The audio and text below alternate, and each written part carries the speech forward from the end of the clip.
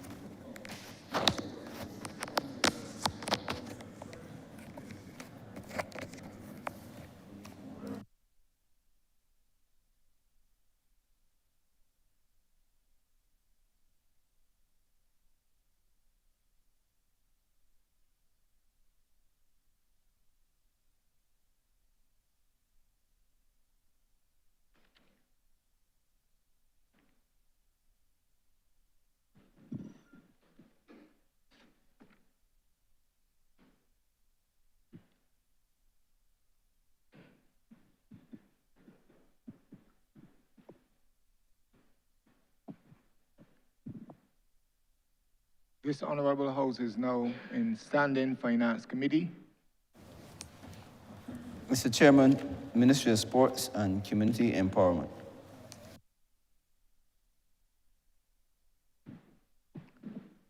Honourable Member for St. John. Chair, I seek your permission to take leave and to ask my team to join me in the Well of Parliament. Permission so granted.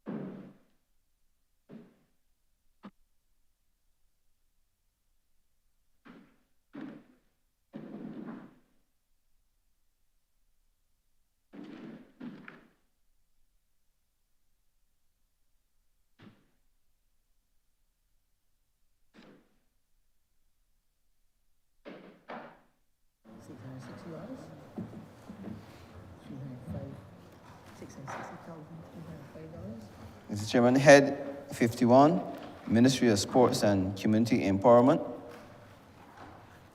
in the amount of $56,660,305. Honourable Member for St. John. Thank you, Chair. Chair, today I'm pleased to be here with my small team, Sports and Community Empowerment, to deal with the matters relating to still maybe our young people and community. Honourable Member, permit me to give the instructions to your team. You are already familiar with those instructions, but I will repeat for your benefit and the benefit of members of the House. Honourable Minister, you have 10 minutes to give an overview of the strategic goals of your ministry. The members of your team can participate in this debate Under your instruction with regards to questions that are posed, each member is asked that before they answer the question, you will have to give your name and the position within the ministry for the records of this House. Honorable members of the House will be familiar with the process in that you have one question initially, and in your response to that question, you posing that question, you will have the opportunity thereafter to pose three supplementary questions related to the original question that was posed. You have 3 minutes, honorable members, to respond to the question. The honorable minister would have 5 minutes to respond to any question that was posed, or the opportunity to direct that question to any member of his team, and that member of the team has 3 minutes to answer the question.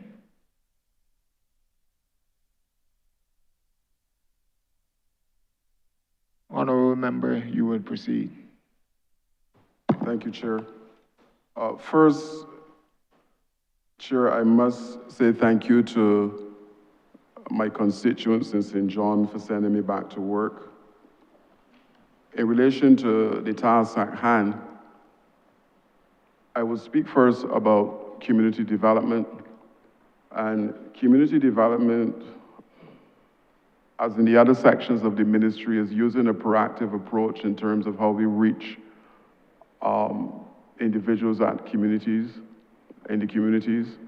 We have started a process called the Center Management Committee, that provides an opportunity now for communities to own, so to speak, the community centers in relation to programming at those particular locations. Only yesterday, I believe I was at, or Wednesday, at a function at the Glebe where a mixology program was put in place to benefit individuals from within the environs of the Glebe. And we're continuing to do work in terms of projects to impact at community level. The Community Independent Secretariat, another section of my ministry that is a year-round activity where we empower, in the first instance, 22 youngsters to be ambassadors for their parish. And I think that you have an idea of that because of the success that is coming from your constituency. And we continue to grow the program. We continue to impact at a level that I think I am satisfied. And again, like the other programs within the ministry, we try to be proactive in terms of coming with new ideas to make that particular program relevant. The third section of the ministry is sports. And the sports project on Island is one that I would say is alive and well. We have embarked on a number of ambitious projects in terms of the infrastructure to ensure that our athletes have what I would say the best possible chance to do podium at the regional and international level. We have done work in relation to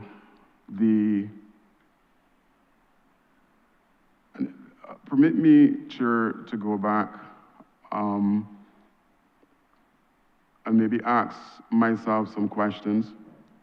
And I look particularly at the 2022 Manifesto of Government and look at what was embedded in the manifesto as it relates to the sports project on Island. Complete work started on the national sports policy, a box that we can tick because that is already in place. Complete the much desired redevelopment of the Barbados National Stadium. And only this morning I saw an article highlighting the fact that work is at a serious stage in relation to that. We had the mini stadia project, developed 15 mini stadia across the island. Work already completed. prioritize the further development of the Wildy as a multidiscipline sporting center in Barbados. Box tick, we have now a volleyball facility, 400 track almost completed, multi-purpose facility for badminton and squash already in place. So, Chair, the sports project is alive and well. Currently, we have at least 6 major infrastructural projects that are happening. We continue to do work as it relates to the community through the Community Coaches Program that seeks to provide coaches with an opportunity to be able to go back and give back to communities. Recently, we would have started again the beach football tournament that saw in excess of 350 individuals participating in that particular discipline. And note that this was going parallel to the Prime Minister's Cup. So I'm satisfied at this point that government is doing what it is that we are tasked with doing. I would say to you that at least $50 million in infrastructural projects and other areas in sports is currently on the table. And I dare anyone to say that this government is making sports at sports. With those few words, I beg that Head 51 stand par.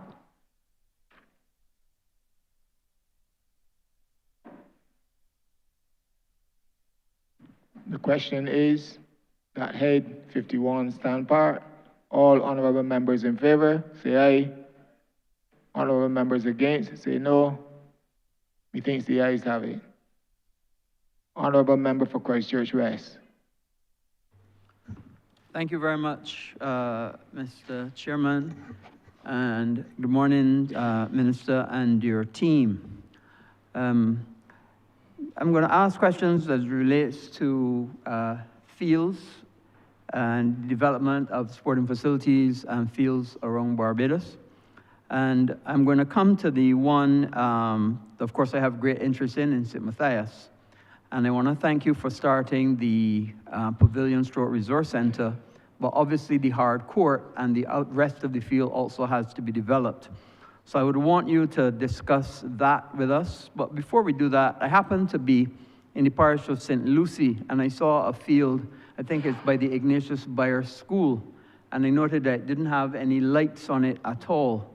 And I was wondering, your lighting program, are there any plans at all to do the lighting of the field by Ignatius Bayer School? Thank you, Honorable Member, for that question. We would have embarked on what I think is a very aggressive lighting program across the island. In most cases, what we're hoping to do is to ensure that all of the fields that are owned by the state are the ones that we put lights on first. And I think that we are doing a pretty good job of ensuring. We would have had to retrofit a number of locations. When I came to the ministry, there were a number of poles that were rotten and we had to replace them. I think that particular process is now completed, but I will ask Mr. Matthias to give you a more detailed answer in relation to the question that you're asking. Good morning. Nicholas Matthias, Senior Superintendent of Works, National Sports Council. To answer your question, sir, the field and hard court specifically at St. Matthias, we were hoping to use some of the excavated material from the resource center to build up the field that we were going to put in place for the school and the surrounding district. But a lot of that material came out as that rocky, broken material.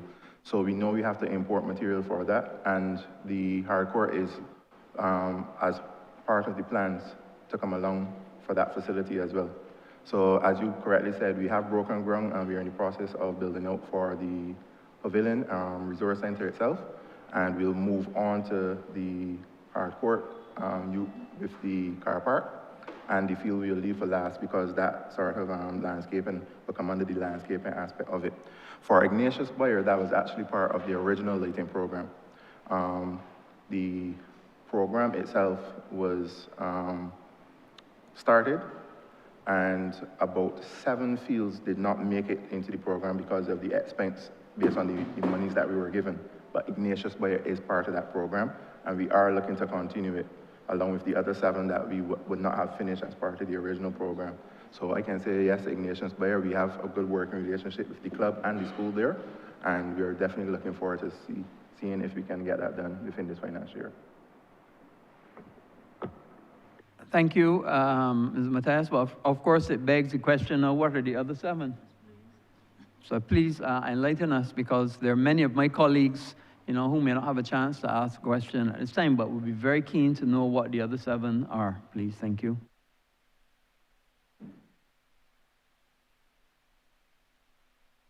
Yes, please, just give me a minute pulling that information for you now.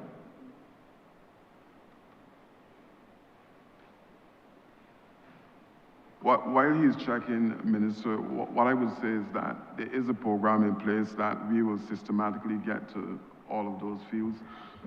There's some fields that are not ours. For example, the YMCA, this was earmarked as a dedicated football field, but we know that we need to put lights on that particular location. So there is a systematic way that we're going about ensuring that all of the fields are lit, because it is one of the ways that we're going to grow the sports by having communities involved in the process. So if the pyramid at the bottom of sports is broad, then I think those diamonds in the rough will have an opportunity to rise to the top. Mr. Matthias? Yes, please. So the 7 that are left for the original lighting project: Ignatius Bayer, St. Lucie; Crab Hill, St. Lucie; YMPC, Beckles Road, St. Michael; Lodge School, St. John; Queen's Park, St. Michael; Prout, St. Thomas; and Gemswick, St. Philip. Those are the 7 that are left of part of the original lighting project. But I didn't hear the St. Matthias, so that will get nonetheless, of course. We definitely will look into that, sir. Okay. And then, of course, the final question then, Minister, has to do with the bleachers. Because I know you also had a bleachers project, and of course I want to be sure that we're going to get bleachers at St. Matthias, but how far are you with the bleachers, and where are you able to go next to be able to complete the bleachers for the rest of Barbados? We have started the process of now importing, I think, some permanent bleachers that Mr. Matthias will also speak to. But we have in place the mobile ones that can move from location to location, and that has been working well in terms of providing communities and clubs with an opportunity to have additional seating when there's a particular tournament on. But the permanent ones, I know the pads were down in several locations, but I will allow Mr. Matthias to expand as far as that is concerned. So the first set of bleachers, the first 50, which are the smaller portable ones, all of them are on island. We are using them currently. The second set, 17 of the bigger bleachers seating 180 persons per set are on island. We are just waiting for the contractor that supplied it to us to send their dates for the supervision of installation. We have started the prep work in terms of the bases at all of the locations that are necessary for them. And essentially those locations are the mini stadium locations. And that work has been started. Actually, more or less all the bases are completed. We're just waiting on the final dates with the supervisor of the contractor that made them to come down so that they could supervise us installing here in London. But they are here, and we have them in our possession. Thank you very much, Minister, and your team. Obviously, we've been asking about this facility at St. Matthias now every year in estimates for about 3 years now. So obviously we're excited that it has started and looking forward to the completion within the next, what you said, 2 months? And I won't ask you to answer that question now, because I think I'm putting you a little bit under the pressure. So Chairman, I yield back to you. Thank you. Thank you, Honourable Member.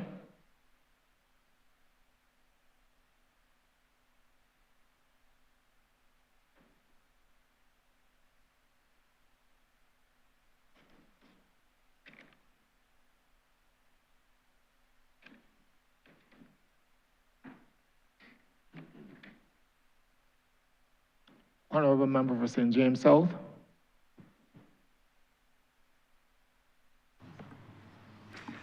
Thank you, Chair, and a warm good morning to the Ministry. I want to congratulate you on the progress that you've made as a ministry in a number of areas. However, we know that there are a number that are still awaiting fulfillment. And I can say on behalf of the people of St. James South, there are some things that we are eagerly awaiting. Where we are as a country, we know that we're challenged in terms of ensuring that our youth are provided with proper outlets for their energy, proper outlets for their interests, and ensuring that they're doing positive things. And this is all part of keeping the fabric of our society whole. And the issue of access to sports and sporting facilities is very important. My question has to do with the state of play in relation to, for example, the lights that we need to have on the grounds. Our challenge in St. James South is that they need some realignment because you really cannot see to do night programs in the middle of the field. You really can't see the ball. The other issue that we have is access to the exercise equipment. We haven't had that as yet. And we have a couple of facilities that require access to changing rooms. But the biggest need, our biggest need, is a community center. In our area, there is no community center where activities can take place. And we have been requesting from the ministry some assistance to be able to renovate a building to allow us to be able to provide the community, which between St. James South and St. James Central represents some 3,000 to 4,000 people in need of that community center. So I just want to get from the ministry, what are the plans to deal with these issues in St. James South? And when can we anticipate a start to the implementation of those plans for the people? As you know, we have some troubled areas, and therefore a fast track on this is really critical for helping us to lay a hold of our communities and focus in the powerful energy of our young people in a positive direction. So I would appreciate, and I know the people of St. James South would appreciate to hear it from you, as opposed to me promising when I don't have the power to actually implement. But with your power, I know that it will make a difference for them hearing it. Thank you for the question, Honourable Member. Yes, first of all, let me deal with the focusing of the lights. From time to time, the lights on those poles tend to shift, and ever so often we need to go back at night to do some refocusing of the lights in relation to the center of the fields. And we would have started the process of doing that as long as we are aware that there's an issue with the lights. We tend to go in and fix that. I think I'm familiar with the location that you're talking about in Husbands. I believe that you need facilities for changing. And we, this financial year, will pay a visit to the location and see how best that we can facilitate your request in terms of having washroom facilities, changing facilities at that location. As it relates to the community center, I remember doing a site visit with you. So I would allow my officers, Mr. Matthias first, to speak on the matter of the lights, and then the Chief Community Development Officer, Mr. Hollingsworth, to deal with the community center issue for you. Good morning again, Nicholas Matthias, National Sports Council. In terms of the lighting focus, I believe you probably may be referencing to Haynesville, Pastor. If I do, what happens there is that is both a cricket and a football, Pastor. Football actually asks for a different lighting setup to cricket. So what happens, we adjust the lights for football, and then cricket season, if they have a late and night match, we have to readjust for them. What we are going to do as well, we have to do some electrical upgrades to the pavilion so that we can get some extra lights on the pole, so that we can get that focus, so we don't have to be having that adjustment from one sport to the next. Also at the Desmond Haynes ground, that has some of the older lights, and as you would have heard the minister said, we have ordered new lights, and they are earmarked to get that upgrade as well. Pardon? No, this financial year you'll get them, because the lights are due in Barbados by the end of this month, and in the new financial year, that upgrade at Desmond Haynes will come. In terms of access to changing rooms, maybe you can let me know which facility specific. I think the minister may know. This is the Oxnard Tower Court, I believe you're talking about. So we'll look into that because this is, I've heard this question come up before, but we definitely look into that, and outside of this forum, I will get back to you and let you know how the plans for that will be brought to fruition.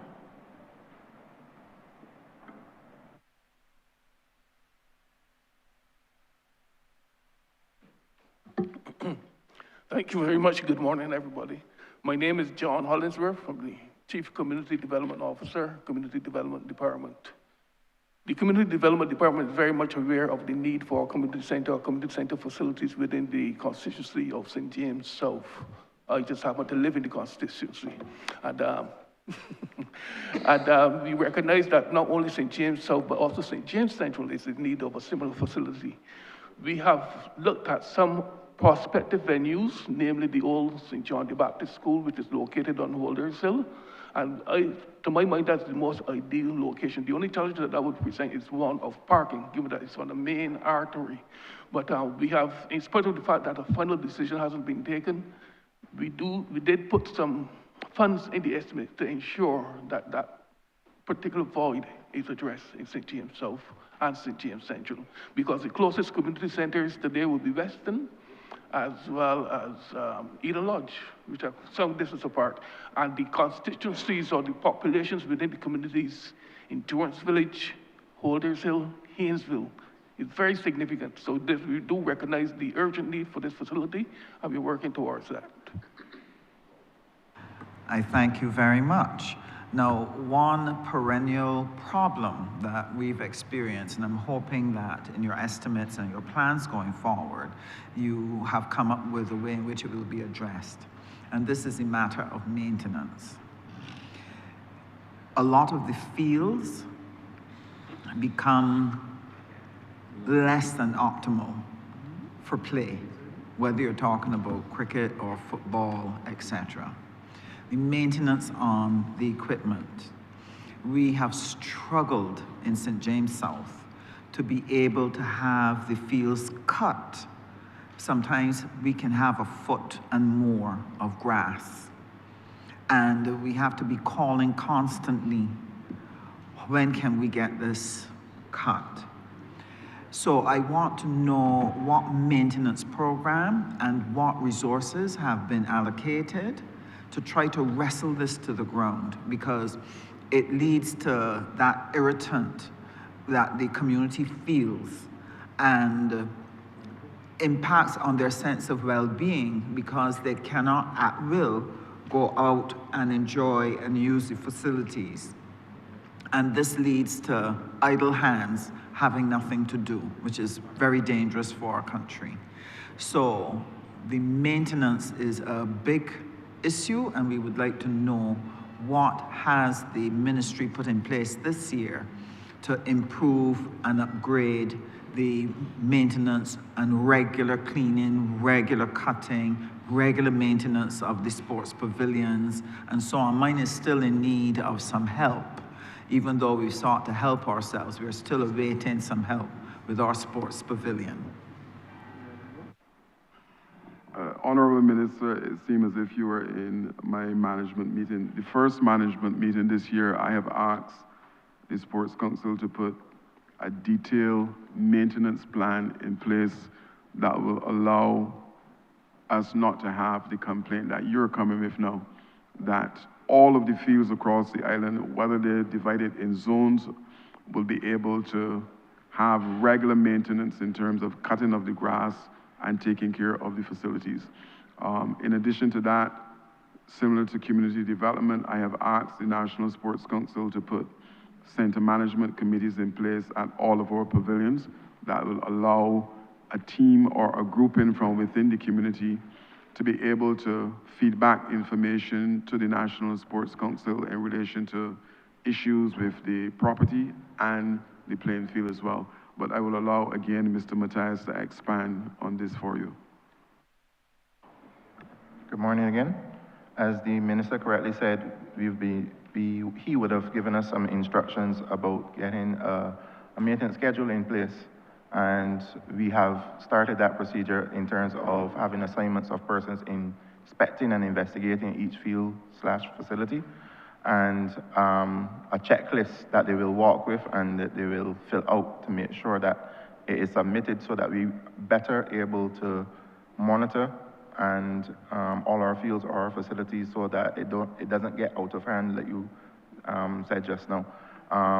That system is in place, and I'm proud to say it has started to work. So we do have the equipment to do it. It is just that at certain points in the year, specifically, let me give you an example this year, when it's around the athletic season, second term of school, a lot of schools themselves ask for that equipment. No excuse for us not being able to get to all of our fields, but there's a huge shift in the dynamic of us sticking to that schedule because there are schools and there are other entities that ask for those cuts. So it puts a bit of pressure on the schedule that we have right now. And as soon as we get the request for the cutting of the schools for athletics and stuff like that out of the way, we return to the schedule for our regular cutting and the regular maintenance of our fields. Yeah, so we do have enough equipment, and we always make sure the equipment is in good shape. And going forward, that is the additional schedule with the inspections will help us to alleviate that problem. My third follow-up question continues to look at the issue of making provision for people to be able to use the facilities and providing them in the first place, maintaining them in the second place, and the third is providing the sports coaches to actually come and do the training at the community level. Now, I know that you've started such a program. I just wanted to get an update on where you are in terms of providing coaches in the communities to allow for the young people to effectively use for their exercise and enjoyment, and also to be able to identify some that have potential to go on to be professional athletes. So if you could share with us. All right, thank you, Minister. Yes, we have put measures in place to do exactly what you're asking. The Community Coaches Program is one that we felt is necessary in order to boost what is happening with the coaches that are employed at the National Sports Council. And the Community Coaches Program revolves around us identifying individuals from within the communities all across the island, going through the first phase of training, let's call it level 1, where they will be able to do the basics of coaching. We send them back into the communities to find a grouping of 12, 15, however many youngsters to do coaching with that particular group. It is twofold. One, it is providing a structured activity for those youngsters, and two, it is giving these fledgling coaches an opportunity to hone their skills in terms of coaching. After a period of time, it is proposed that we come back and we upskill them again, where they now move to another level of coaching. Because I believe, and I've also always said from the time I sat in the chair, that if we're going to have world-class athletes, then we must match them to world-class coaches. And hence, we are trying to make sure that we have a wide group of individuals who will be involved in the community coaches program, because for me right now, too many of our fields are dormant in the sense that on evenings, there are no activities taking place in terms of youngsters. So if we can have the community coaches program up and running, then I think that we will be doing something positive in terms of, one, adding some skills to the coaching fraternity, and two, providing structured activities for those youngsters.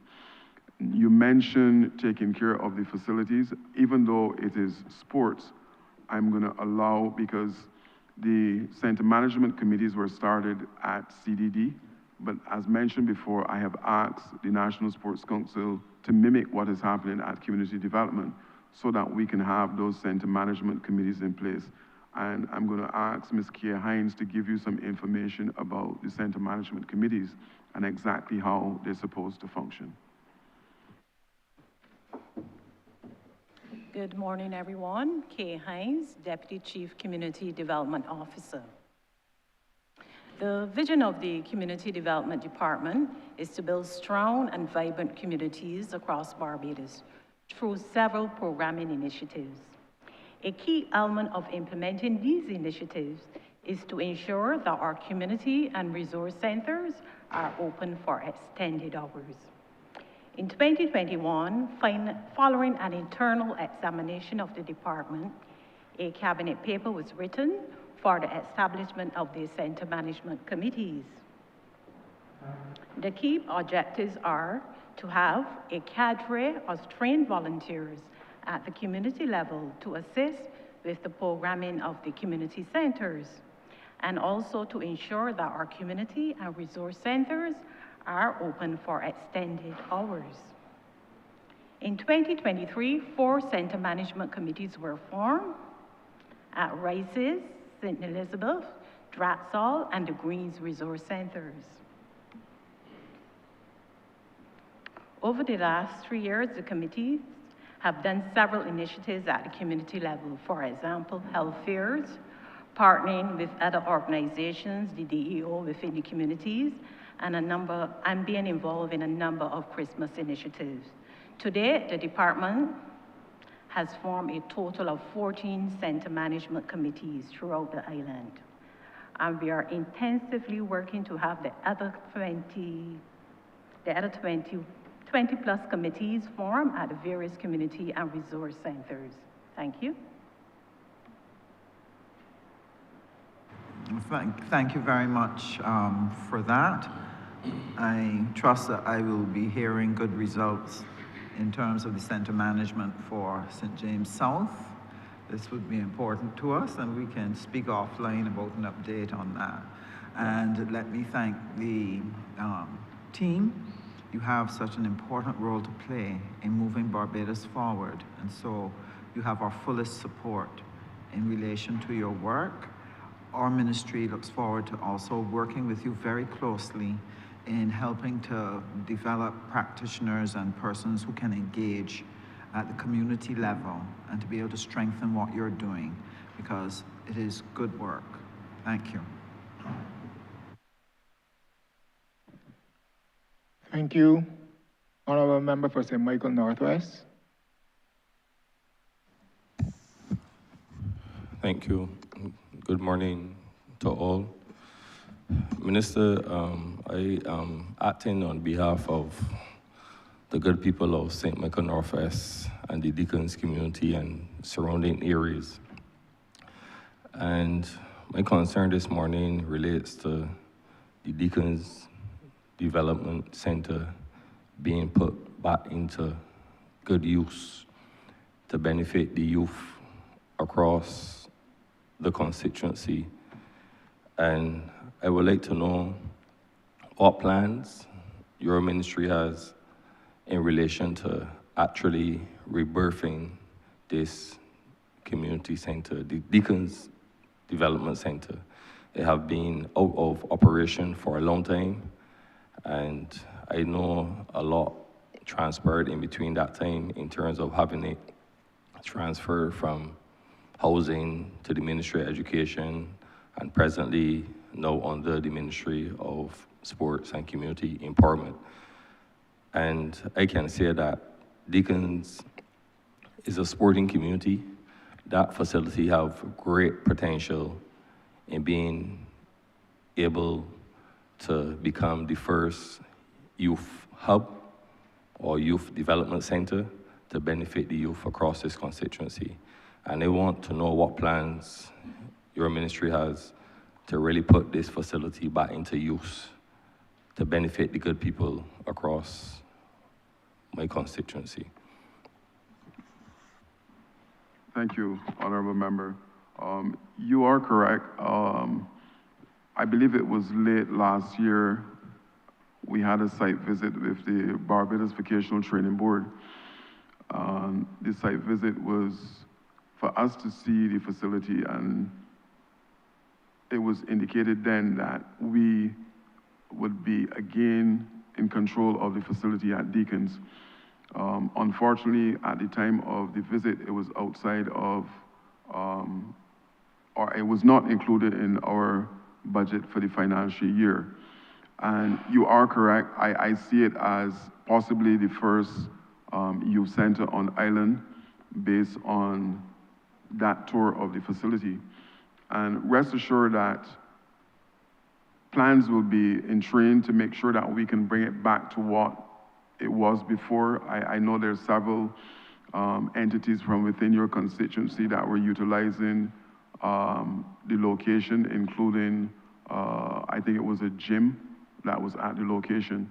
So I think that yes, under community development, we can build it out and use it as a training hub, not only for your constituency, but for the island as a whole. And if we can have several of the ministry's satellite programs happening at your location, I think it would be another training hub in relation to maybe hospitality and vocational training in another sphere.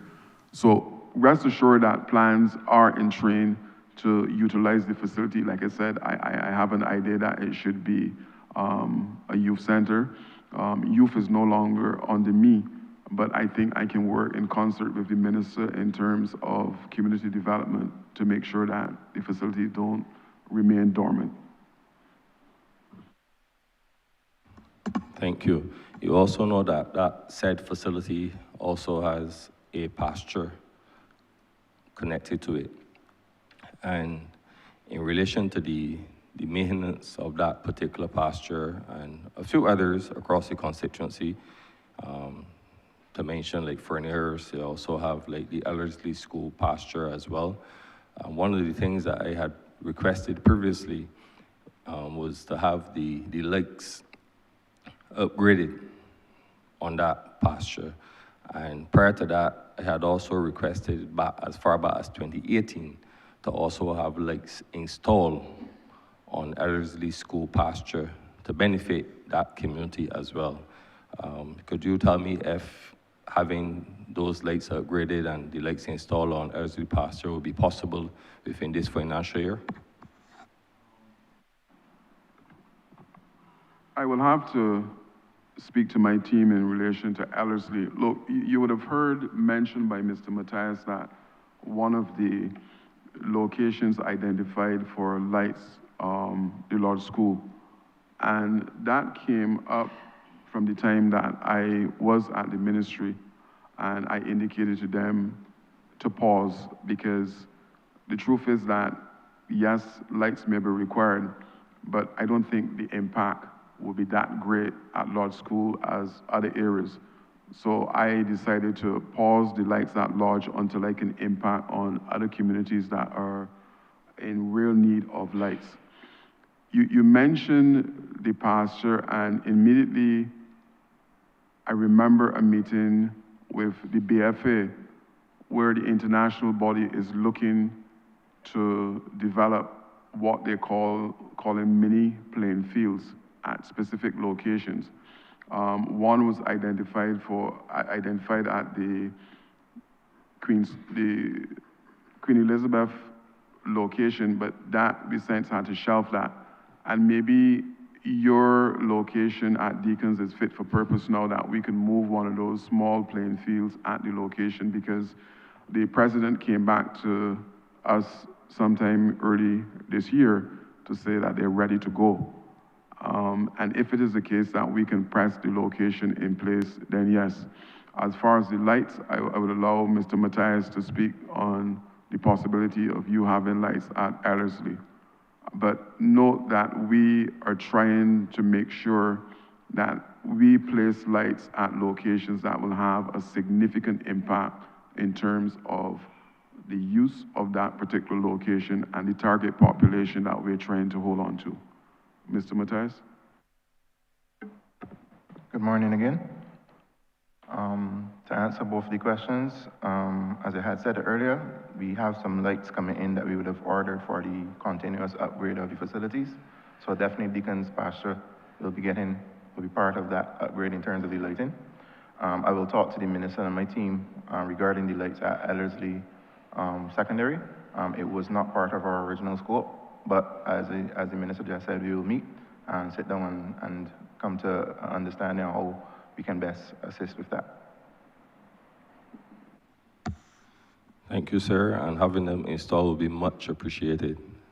Thank you. So noted.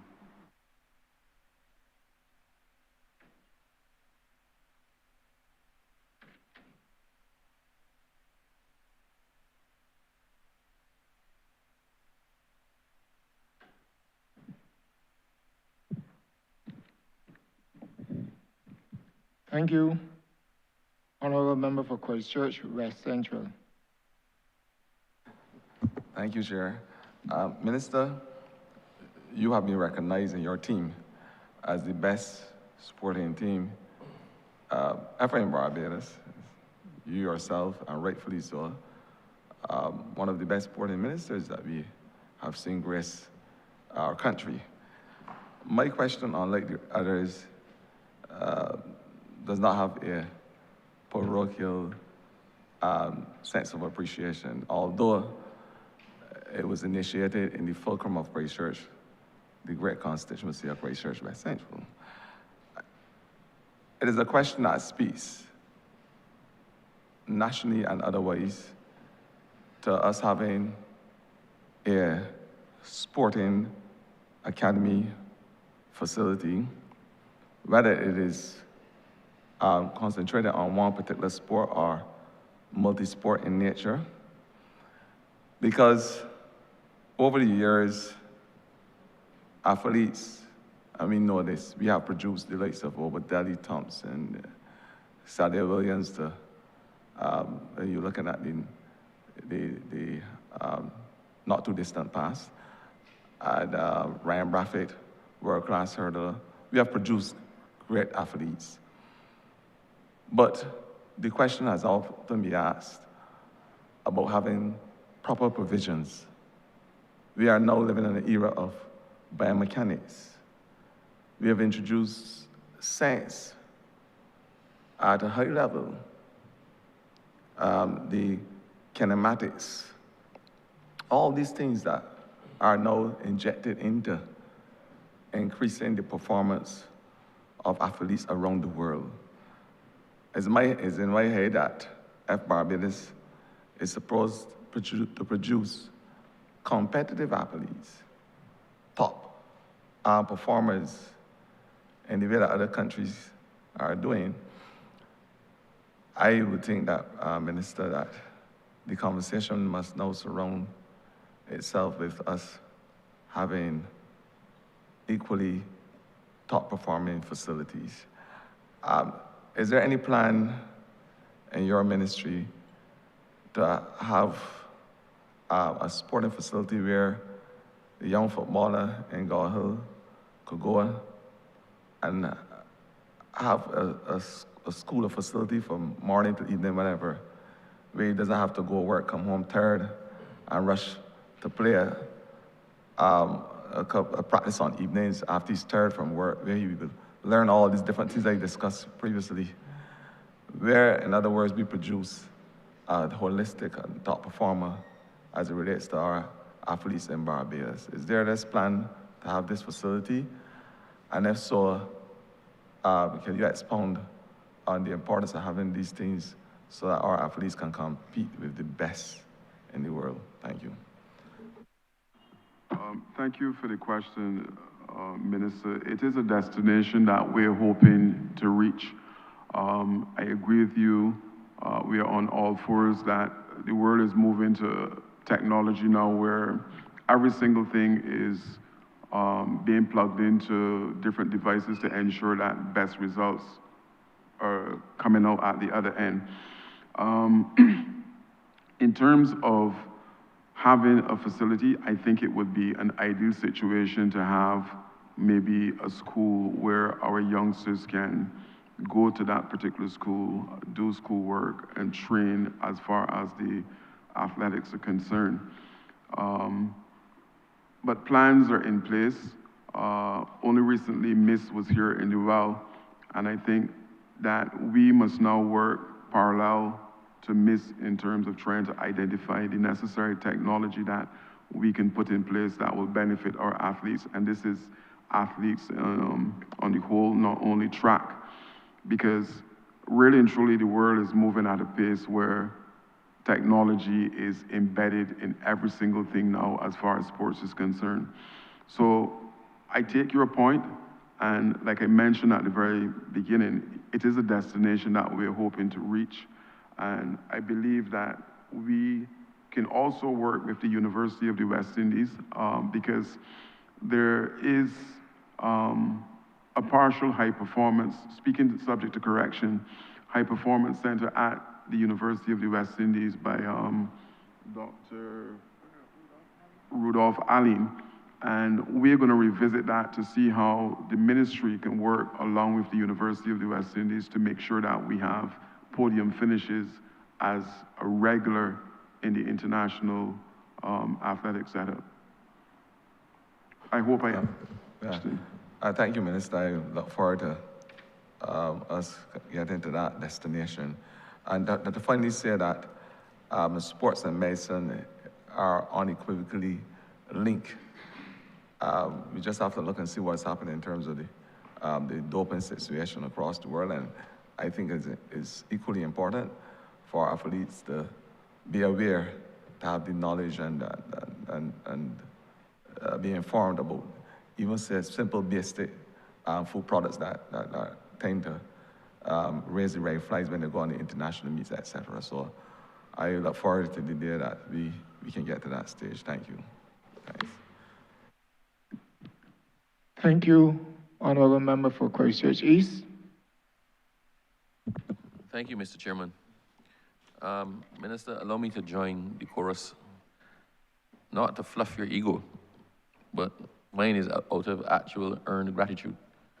So I want to start by thanking you and your team, a number of whom I personally know, for working hard with me over the last couple of years to help realize some of the dreams of people that I represent. So I want to start by thanking you for that. Now, I heard your comments in relation to the question by the Honourable for St. James Central South, St. James South, in relation to fields and maintenance and whatnot. Now, is there any thought given to the decentralization of the maintenance oversight? Let me explain. It is all of us have a headache. You have a field in your constituency that you want cut, that they got something going on, a football match about to happen, a cricket match happening, the field hasn't been cut. People seem to have not known that it has not been cut. And then you're scrambling and you can't get the equipment somewhere else, or there's only one tractor working or whatnot. Now, I understand this has been a model for a while. I do believe that a more useful model would be to put some of the maintenance for community fields in the communities. So if you have a group of persons, a lot of persons in communities do the bushing and do maintenance and whatnot as part of successive government programs to keep people employed. But if you have people who are capable of maintaining the fields, if you live in a community, you know the feeling cut. You pass it on a day, you see the grass a foot long, you know a football match coming up, right? They're the people most perfectly positioned to actually maintain the grounds on behalf of the National Sports Council. It removes a headache from you. And frankly, if you have community-based persons, qualified community-based persons, who are supposed to be maintaining the field, and everybody knows they're supposed to be maintaining the field, and they don't do it, then that, quite frankly, does not blow back on you in a way that it does now. So I'm wondering if there has been any consideration given to awarding contracts to those persons such that they can actually procure their own equipment. They will have to be able to maintain their own equipment. They will have to be able to make a rotating schedule to deal with the fields in their catchment areas. And then you all can provide oversight on supervision. So as opposed to trying to find a tractor to send down to Parish land, you could put Mr. Matthias in a vehicle and let him drive around to Parish land and Silver Sands and Ferry Valley and whoever else to make sure that they actually are cut. One person instead of a lot more. Has consideration being given to that, and is that something that we can implement this financial year? I believe it will solve a lot of your problems. Thank you, AG. I'm smiling because we try to be proactive in the ministry. It is unfortunate that maybe we have not reached you as yet, but I can assure you that all that you're asking for is already in place. I'm going to take this opportunity now as well to ask all members where there's a pavilion in your location, to submit names for that center management committee. Because in addition to our officers who are working at the location, the center management committees are supposed to do exactly what you're asking, to be able to interact with us at Central Ministry to say that X, Y, and Z should be put in place. But what you're asking for is already in place, where we have contracts being allocated to individuals from within communities. But I will allow Mr. Matthias to further expand. Good morning, Nicholas Matthias, National Sports Council. I smiled as well when you were making that comment, along with the minister. Thus far, we have 11 contractors, brand new contractors, that we've engaged to assist us in the maintenance of our fields. We started this financial year, and I'm happy to report that it's working out well. So what we would have done, we would have assigned 6 fields to each contractor. We also would have started the program where they would more or less be given the startup tools, and based on how they work, they would pay back for the tools that we would have given for startup. Until they get their business to a level where the actual driving equipment, such as the mowers and stuff, come into play, we will assist them with the actual cutting of the surface, but they are responsible for the maintenance. Right now, we have 11 teams that have already been assigned, and exactly as the minister said, I would be very happy to engage anybody in the community who can also assist to this. And we can also have a discussion of this going forward, so that we would know how best we can go ahead going forward. Well, thank you. That's some good news there. So I want to expand that exact same thing a little bit further. So that's in relation to the fields. But in relation to the general upkeep as well of the plants, we had a very harmonious relationship where some community people ended up helping to finish off the Parish land pavilion, and they did so proudly, and it did what it was supposed to do, because if you go there on any given day, the property is being well kept. So people are taking a pride in making sure nobody don't drop garbage there, making sure nobody ain't writing at the walls, whatnot. So the community did it, and the community is policing it itself. Now, I did go to Pavilion recently, and somebody gave me the child to hold. And I held the child and I was stepping back. It was one of those pavilions where the step is concrete and then there are boards across for the seat.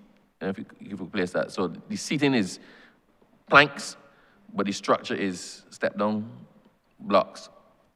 And I stepped on a block, on a plank that was loose and almost gave way. And all you're thinking about is, please don't let this woman child drop, right? But equally in relation to the maintenance, it is hard once again, there are just too many sporting facilities in Barbados for y'all to be able to adequately police it and monitor it.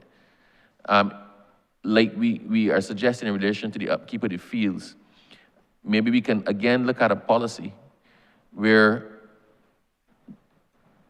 a costing is done, and then that goes out to the community as well. So it should take, I don't know, $10,000 to bring this here back up to scratch, right? You give the people $10,000 and they fix their pavilion or their sporting facility or replace this or replace that, and it takes it once again out of you. But based on the framework that you've laid out for the Center Management Committee, I guess that is something that's being contemplated by them as well. Is it? Very much so. One of the things that are one of the requirements in relation to the setup of the Center Management Committees, because we are dealing with buildings, it is hoped or it is expected that at least one member of that committee would have some kind of knowledge in terms of construction or building, because then it would make it a lot easier when they're submitting reports to be able to identify, like you said, a plank that is loose.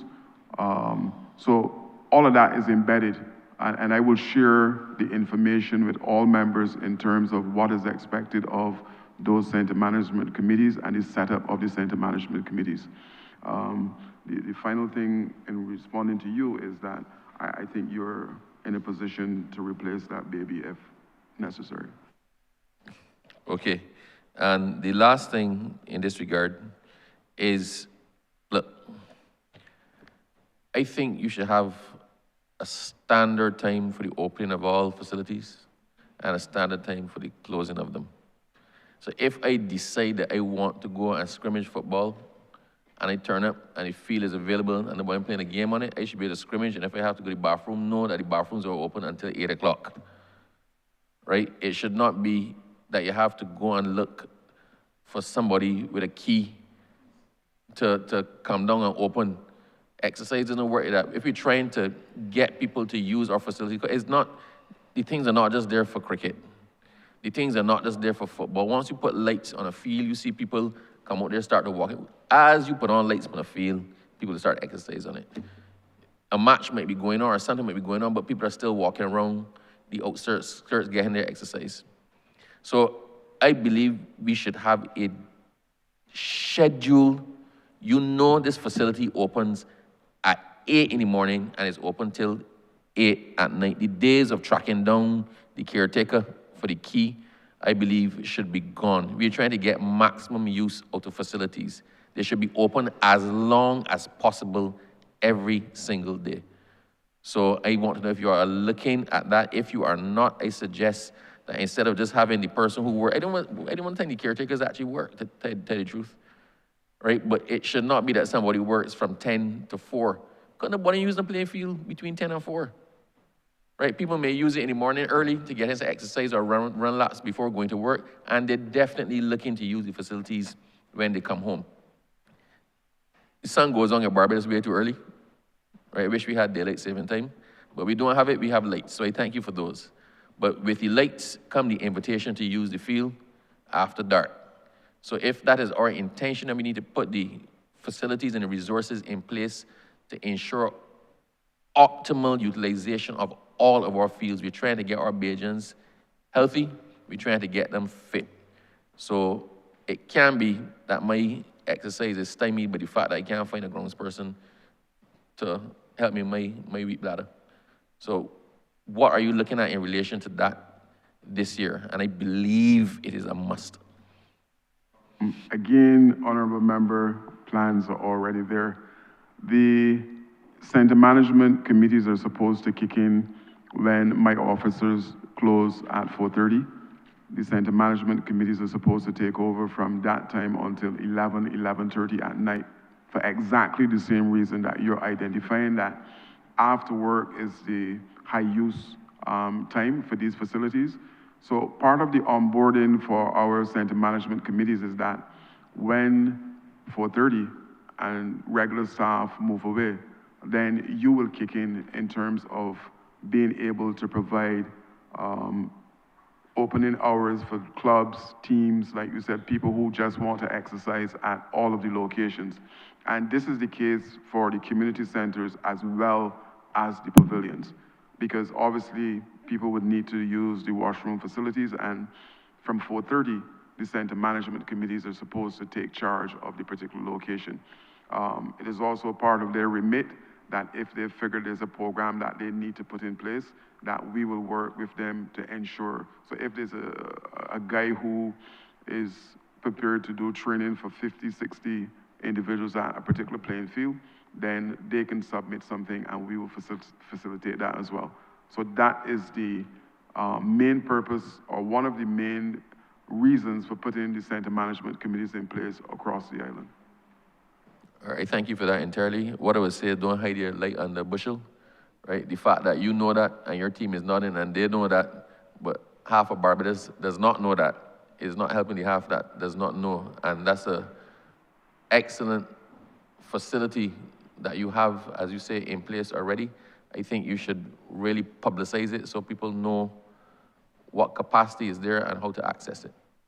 Yeah, I take responsibility for that, and like I said, we will do the necessary pivot to make sure that all members are aware of the requirements as far as the center management committees are concerned.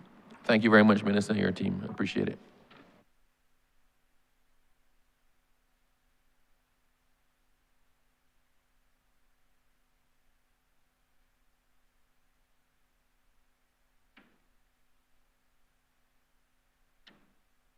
Thank you, Honourable Member for St. Peter.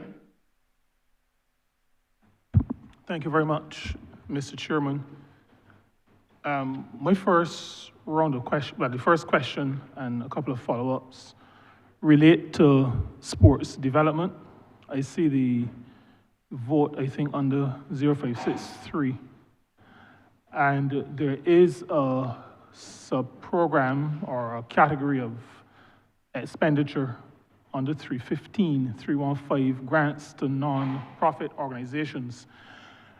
Now, sports development, I believe that you would agree, has a community component. I'm asking specifically related to an initiative of the Parish Organizing Committee, the Pearson Jordan Memorial Road Race. Pearson Jordan being a former Olympian, no relation to me as far as I'm aware, but a former Olympian who was born and grew up at Sand Street in Spite Sound. Is there a process for getting assistance in developing these community-birthed programs? I'm asking the question because we have had some assistance, but every year it seems to be a little bit uncertain. And what the chair and the committee of the Parish Organizing Committee and all those who work to organize this race, Memorial Road Race, are attempting to find out is what is the structure so that we are clear.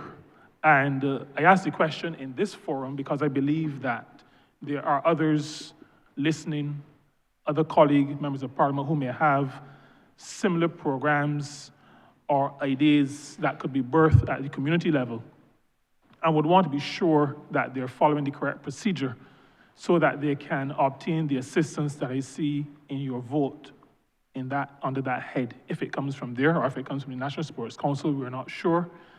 But I'd like some clarity on how do we access the assistance that will allow a community birth sporting program to flourish. Thank you for your question, Honourable Member. Yes, one of the things I want to say here is that this government would have done so much in relation to sports development. For the first time in our history, and I dare say probably in the Caribbean, coming out of COVID, government would have provided every single NF, every single national federation with $25,000 in seed money to do development program or to engage in developing their particular discipline. In addition to that, an additional $5,000 in kind was provided to clubs that were affiliated with the national federations. And this went a long way in terms of helping sports to come back from COVID. In terms of your question now, I would say to you, yes, the ministry is constantly being asked to facilitate community projects that we think are wholesome. Then yes, we readily agree to fund some of those programs. If the ask is too big for the ministry to handle at a particular time, then we do referrals to the Arts and Sports Fund. But I will ask Mr. Rowe to give you some more details in terms of the process as to how your particular organization or entity in your constituency can source funding through the Ministry of Sports. Thank you, Minister. Good morning. My name is Stephen Rowe, Sports Development Officer in the Ministry of Youth, Sports and Community Empowerment. Sorry, Sports and Community Empowerment. Now, the application process for such activities is that the entity writes to the ministry, first address the correspondence to the permanent secretary, articulating the nature of their event with all the specifics. And when I say all the specifics, the principles, the objectives, what funds they are seeking, what funds they are sourcing otherwise, and how they plan to execute the event.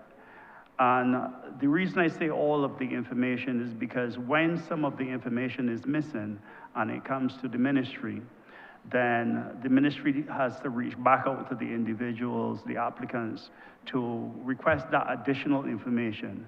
And that process leads to delays. Once that information is complete, it is evaluated within the ministry, and where, as far as possible, some assistance is given. The ministry is normally inundated with applications, so notwithstanding you may have seen some in our estimates, we try as best as possible to stretch that as far as possible. As Minister would have indicated, where the ask is larger than the sums that we can provide, we normally channel that application to the Arts and Sports Promotion Fund.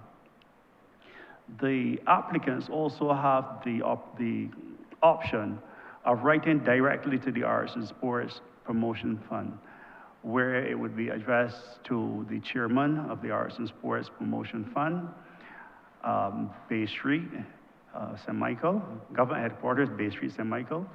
And the same type of information would obtain, ensure that the application is complete, because where it's not, then the secretary of that committee would have to be writing back or calling back the applicant for that additional information. Once the information is complete, it is considered by a committee, the Arts and Sports Promotion Fund Committee, which makes recommendations to the fund manager, who then takes the final decision on what level of funds would be granted. And those responses are then communicated to the applicant. So that's the process. Thank you. Thank you very much.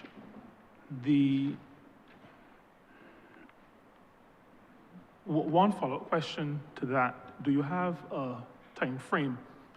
Assuming that you have all the information, and I'm referring now to the ministry and not to the Arts and Sports Fund, assuming that the ministry receives all of the information that is required, this is in the communication addressed to the permanent secretary, what is the approximate turnaround time.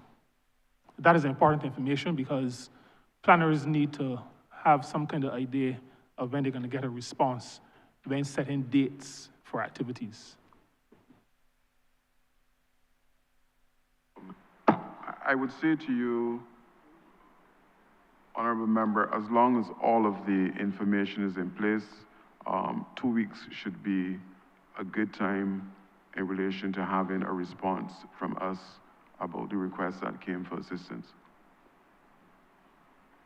Thank you very much. I'm hoping that that is not just your response, but your response on behalf of your ministry. That is to say that the officers are aware of that turnaround time. Now, if I ask another follow-up, and this continues to speak to community involvement in sports development, there was a response made with respect to the maintenance of fields. Now, I heard, let me indicate why I'm asking this. I'm asking it for the same reason, I believe, as the Honourable Attorney General, who spoke to locating maintenance in communities. What I thought I heard was that for some of the persons who have been allocated contracts, some have 6 playing fields. Now, there is no community in St. Peter that has 6 fields. So it means that if what I heard was correct, somebody from somewhere outside of the community is clearing or maintaining a playing field in the community. I've asked the ministry before, and I use the example of the Whitehall playing field, where the club, one of the 2 clubs that would be the main users of the field, saw an opportunity to both maintain the field and also get some resources to help in its own development. But that would be a single field because there's only 1 field in the Whitehall, mile and a quarter area. My question as a follow-up with respect to developing sports in communities, how can we facilitate clubs or other organizations within communities in maintaining the grounds and also being able to access funding? So by way of contract, how do we do that? Assuming that what I heard about allocating 6 fields is correct. The easy answer to that, Honourable Member, is for the club to make representation to the National Sports Council, indicating that it is their desire or they're interested in doing exactly what you're saying, because we would not be aware that they have the wherewithal to actually do the maintenance of the location unless they would have submitted something indicating that this is something that we are proposing to do as not only self-help, but to source maybe funding or additional funding for that particular club. So as long as the community group or the club that is functioning at the location make representation to the Sports Council to indicate that we can do X, Y, and Z, then as far as possible, we will try to facilitate that. All right, thank you very much. And the club will be making the necessary application and will obviously monitor the response. My final follow-up with respect to community and developing sports in the community. There was also discussion earlier about the center management committees. You have indicated that we should submit the names. My own experience, and this may be related to community centers, I'm not sure, I have to double check, but I became aware of a center management committee. I'm not sure if it's a community center, but the members of that committee in 1 or 2 cases were not known to me, so obviously not submitted through the Member of Parliament or the Office of the Member of Parliament. I understand that 14 committees have been set up so far, and this is with respect to sports. So these are pavilions. And my question is, are any of those 14 in St. Peter? I just want to know what's already done so that I don't try to redo something that's already done. And I think you will understand why I'm asking, what I'm trying to say by asking that question as well. I will ask the Deputy Chief Community Development Officer to respond to you. Ms. Hines, Deputy Chief Community Development Officer. Yes, one of those center management committees is indeed in St. Peter at the Boscobel Community Center.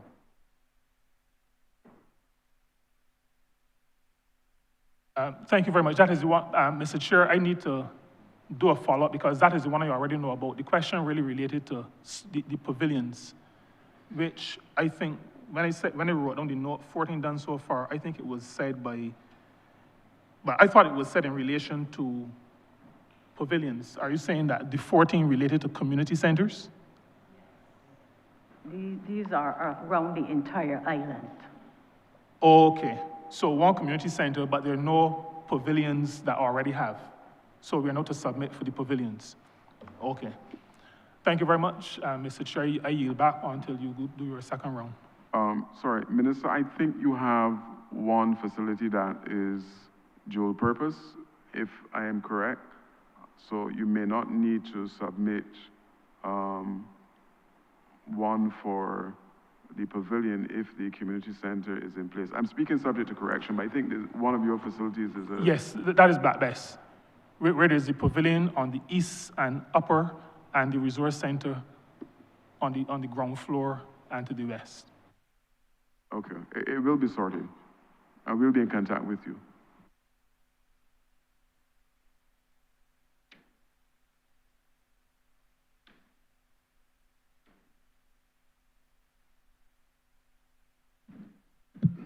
Thank you, Honourable Member for St. Thomas. Thank you, Mr. Chairman. Let me begin by thanking the Honourable Minister for his forthright contribution to the committee this morning. And let me congratulate him and his team for the excellent work that you have been doing, working with the sporting organizations to ensure that the government does not only talk the talk, but walk the walk. I certainly, from my experience with dealing with you, Minister, and many of your team, have felt that the ministry has been working hard to ensure that sporting organizations in Barbados can continue to survive. Indeed, we are very happy in the community of St. Thomas that the Bridgefield facility, the mini stadium there has had its fair share of the pie, and we look forward to continuing the work to develop the facility there.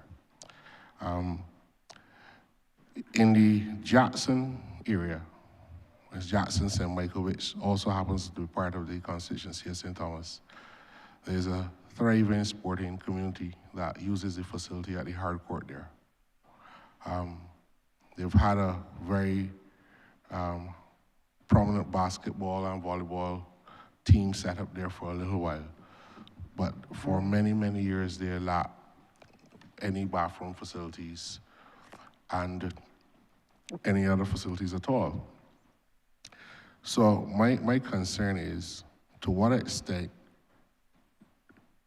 can the ministry or the Sports Council work with the community to secure the necessary funding through fundraising, engaging in the corporate communities around the area that sponsor these teams to develop facilities that would allow people to practice and recreate in a dignified manner without having to go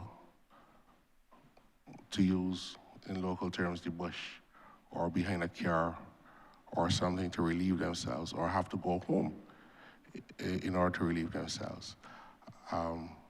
It is my view that that facility could be developed to the extent you can even put bleachers with some kind of roof structure on it solar panels, lights, to create the all-weather type environment for the sports that use the facility in Jackson to be able to participate and fully in, because as Honourable Member for Christchurch East says, the sun goes down very quickly in Barbados.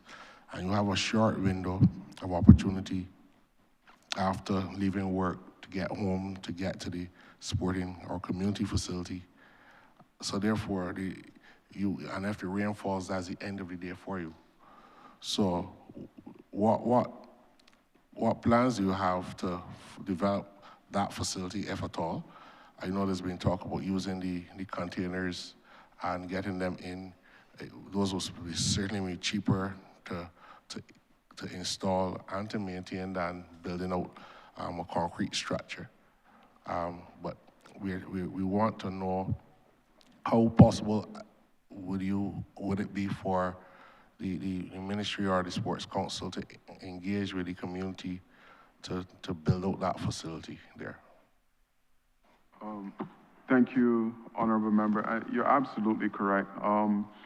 One of the things that we would have discovered in the ministry is that the bricks and mortar solution as it relates to the pavilions are proven to be very, very expensive.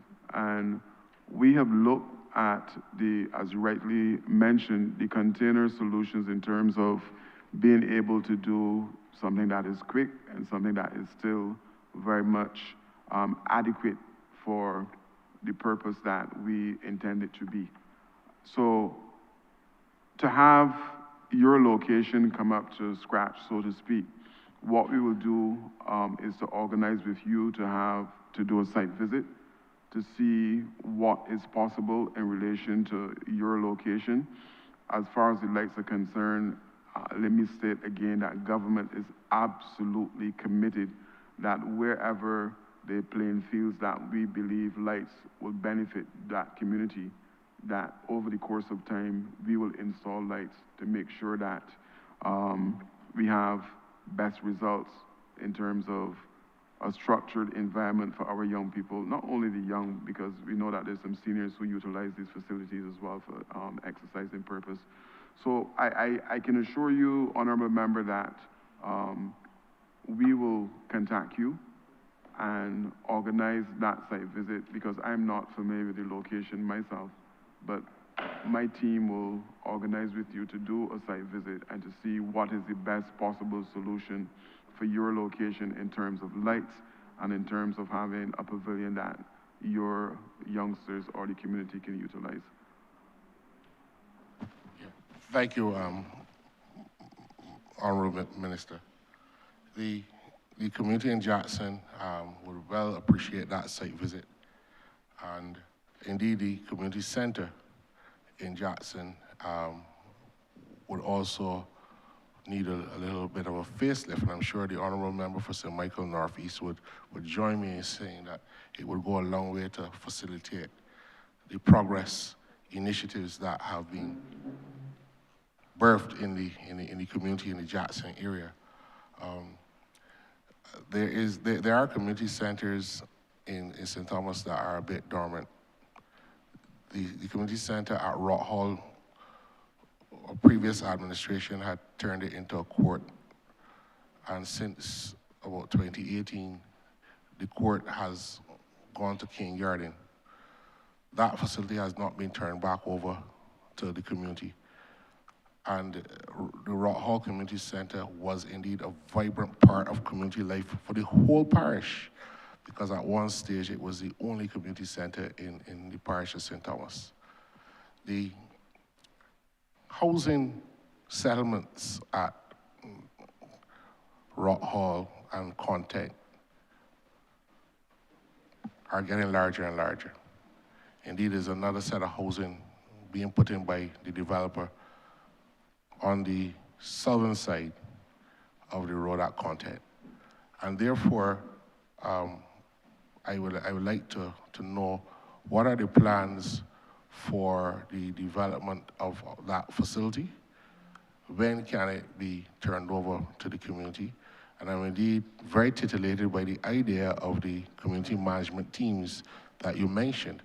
I've already contacted my people to ask them to start to submit the names, Minister. I'm very happy that you have brought that to us and invited us to compile these things. But the community center at Rock Hall needs to be re-engaged and redeployed back into the community. And my people will be very happy to know when that can happen. I'm going to ask the chief to speak to this, but I want to say to you that one of the things I have asked community development to start this financial year is a quest to see how many community groups we can have in place again on island.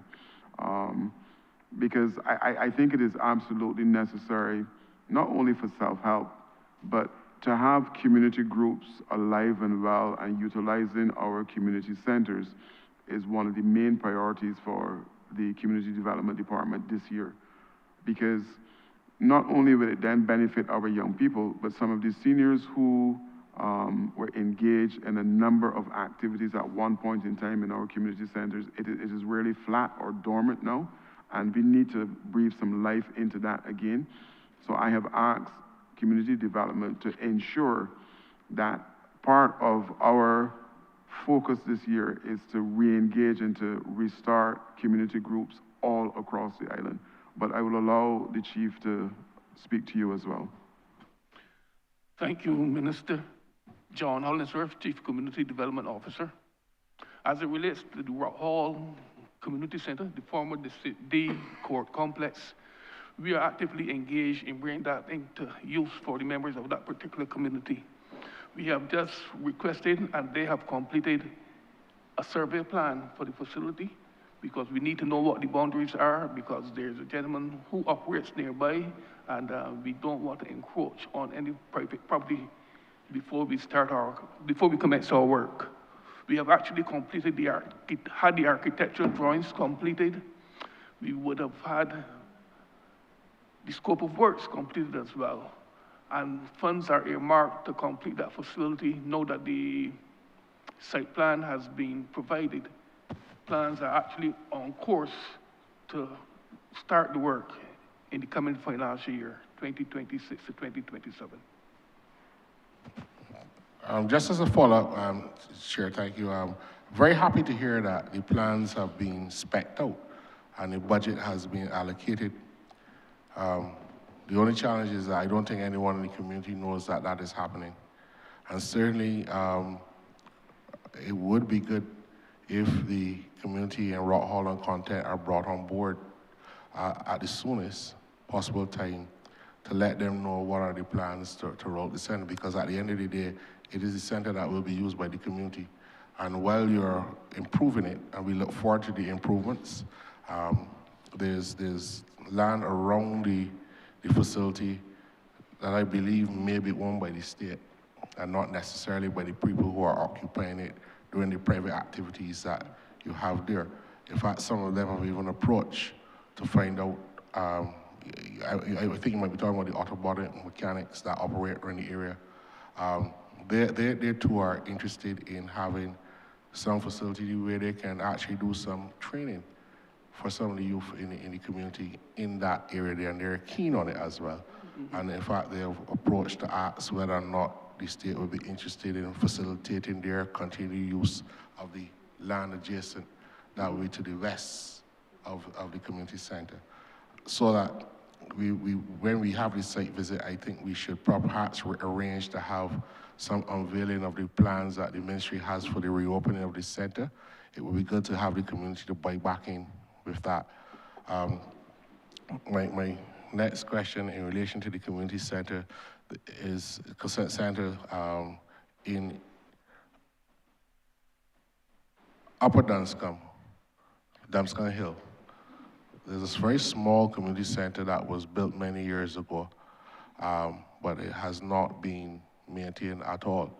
It's not a very large facility, but it does service the Dunscombe, Canefield communities up the hill, where there are no playing fields, nor facilities for two very tight-knit communities in Canefield and in Upper Danscombe. And last week I would have mentioned to one of my colleagues about the lack of community facilities in areas in rural Barbados that are cut off. So I just want to know if you have any plans for that facility in Upper Danscombe, what we call Danscombe Hill, sorry. Thank you again. The facility you're referring to on Danscombe Hill is not actually owned by the state. That is owned by, for want of a better word, an NGO that was built some years ago through assistance from one of our construction firms. It is Hillview, I think his name was the club, but yes, that's Hillview. And I would have known that through another occupation that I was involved in at that particular time. What we would have to do where that is concerned is seek possibly to acquire it or some other means, or to assist the owners of the facility to turn it into a functioning facility so that the members of that particular community would be able to benefit from its use once again. I'm glad to hear that being clarified, because it is now in a state of disrepair, and we would not want it to fall into the wrong hands or the wrong elements. The doors and windows are off. There's no electricity, so we know what is going to happen there if we don't make sure that, but it would be vital to have it brought back into service for the community. It's very well. Thank you, Mr. Chairman. I yield back my time. Honourable member, just to follow, I'll ask the PS to speak on the area that you mentioned in terms of your constituents not knowing about some of our programs. She will share some information with you. Thank you, Minister. Thank you, Minister. Joy Adamson, Permanent Secretary in the Ministry of Sports and Community Empowerment. We do have a Community Development Department community canvas that is being aired now on CBC at 8 o'clock on Tuesdays. We had a similar program called Bridges before with the youth. So we are advertising a lot of the programs happening at the community centers. And what I will make sure to do is coming up then in future programs that we highlight the Rock Hall area so that that is known to the community. Thank you. Honourable Leader of Government Business. Thank you, Mr. Chairman. I beg to move that you do now report progress to His Honour the Speaker and beg leave to sit again. The question is that I do now report progress to His Honour the Speaker and beg for leave to sit again. All honourable members in favour, say aye. Honourable members against, say no. Methinks the ayes have it.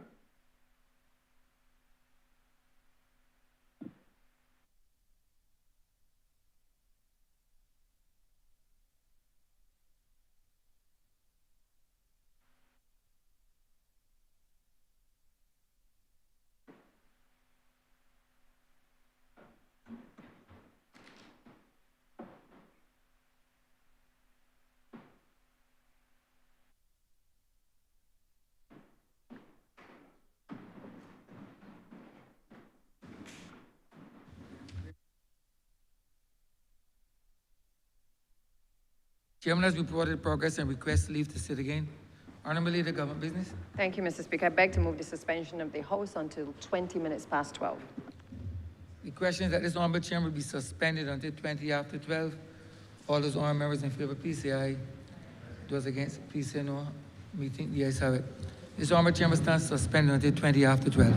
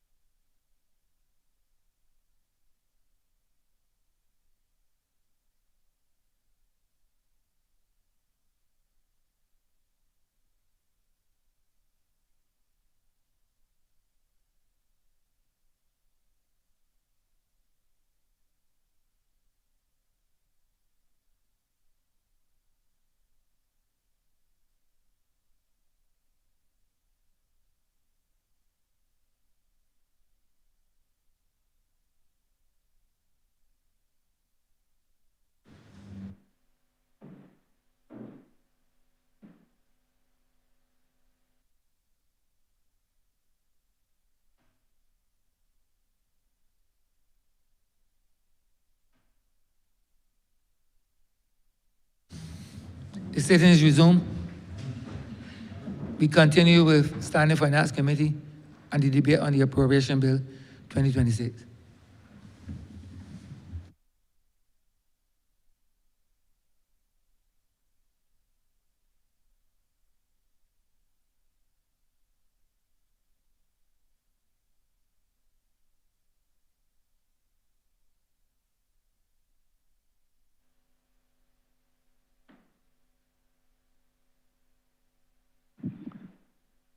Standing Finance Committee resumes.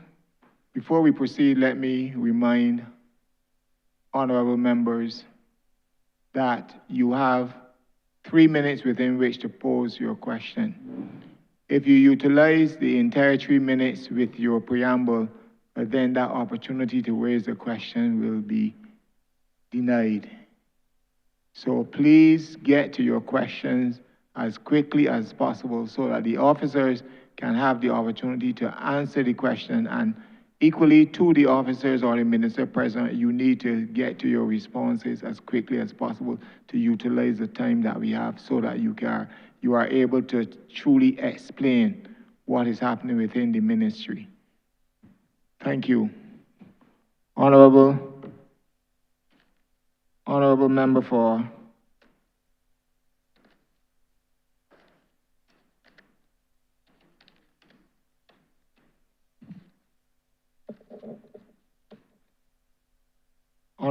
for St. Philip North. Thank you, Mr. Chairman. My preamble would be very, very short. My questions would be surrounding more or less the St. Mark's Resource Center and the adjacent playing field. We all know, and I've met with the ministry before, we all know that sports is oftentimes community sports, the gateway to scholarships, to being national athletes. My interest really is in the promised hard court. The members, all of them I think in here know when we went through the hard court or the proposed site for the hard court sometime back. And there was also issues with the car park close to the resource center or of the resource center where it can be used for sports, road tennis, skating. That was one of the proposed things that we wanted to do there. And thank you for the lights that were installed. I really appreciate it. Hopefully sports will get to going soon from now. But my concern really are the plans for the hard court. When should we expect them? And the repair of the car park and any other future plans for the St. Mark's Resource Center. Thank you for your question, honorable member. Again, I will ask Mr. Matthias to address your concerns. Good afternoon, everyone. Nicholas Matthias, National Sports Council. I'm happy to let you know, as you already had said, the lighting and the field has been completed this financial year. And we are going to start that hard court within the next 2 weeks. I've already reached out to the contractor, and we have done more or less a plan that we have to put it in place, and we're going to do our first visit sometime next week, so we can try to break ground before the end of this month. Also, I'm happy to report, because the pasture, the field, is part of the new proposition for the football. We were waiting until the end of sports season because the primary school was using it. So the field itself is going to be regraded as part of the program. And going forward, it will fall into part of the football dedicated fields. But that does not stop the school from using it. The school will use it for athletics, for what they need for, but it will still be the community field for football. Thank you, and I applaud you for that. I look forward for 2 weeks from now hearing from you, and I will hold you to that. The St. Mark's School, thanks that they can also use that. There are no other choices for them right now. There have been complaints about the pavilion. I am not sure if somebody is working in it right now in terms of cleaning and so on. Is that in place as we speak? Because I heard complaints up to today about the standard of cleanliness within the pavilion. Please follow up, Mr. Matthias. Yes, so what we've done, because there is no person directly assigned, we've actually issued keys to the school. And the school has actually been maintaining the cleanliness of the pavilion for us. But obviously, because of the designation for the football field, we will have somebody back up there and working. It's just a matter of what we get put in place. Obviously, if you have the hard court, you have the lights, there will have to definitely be somebody up there because of the increase in the usage of the facility that we plan to have. So that will definitely be something that's on the cards. Okay, last bit attached to that, the sports council coaches, we will be involving them with respect to use of the hard courts and so on for the community. I'll speak to that as well. Of course we will. There is a coach attached to the school, as you may know, for athletics. And obviously once the hard court is there, you normally have basketball, volleyball, netball, and road tennis will be included as part of that court. So I am almost 100, if not 100% sure that the sports council coaches will be brought in and they will be involved heavily in the usage of the facility. Okay, thank you. I meant beyond the school though, in terms of teaching the community? Yeah, because we have the after-school programs that we do, and I'm pretty sure that we will engage the community in that way as well. Thank you very much, Mr. Chair. Thank you. Thank you very much.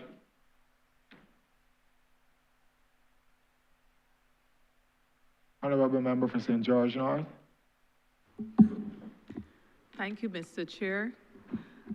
I welcome the initiative that I learned about to restart the community groups and the opportunity to have clearly established center management committees, since there may have been similar committees established a long time ago in some areas which either are not functioning or where they might be functioning may appear to communities as not aligning with the ministry's vision of making sure that there's widespread use and community participation and so on. So that initiative is welcome.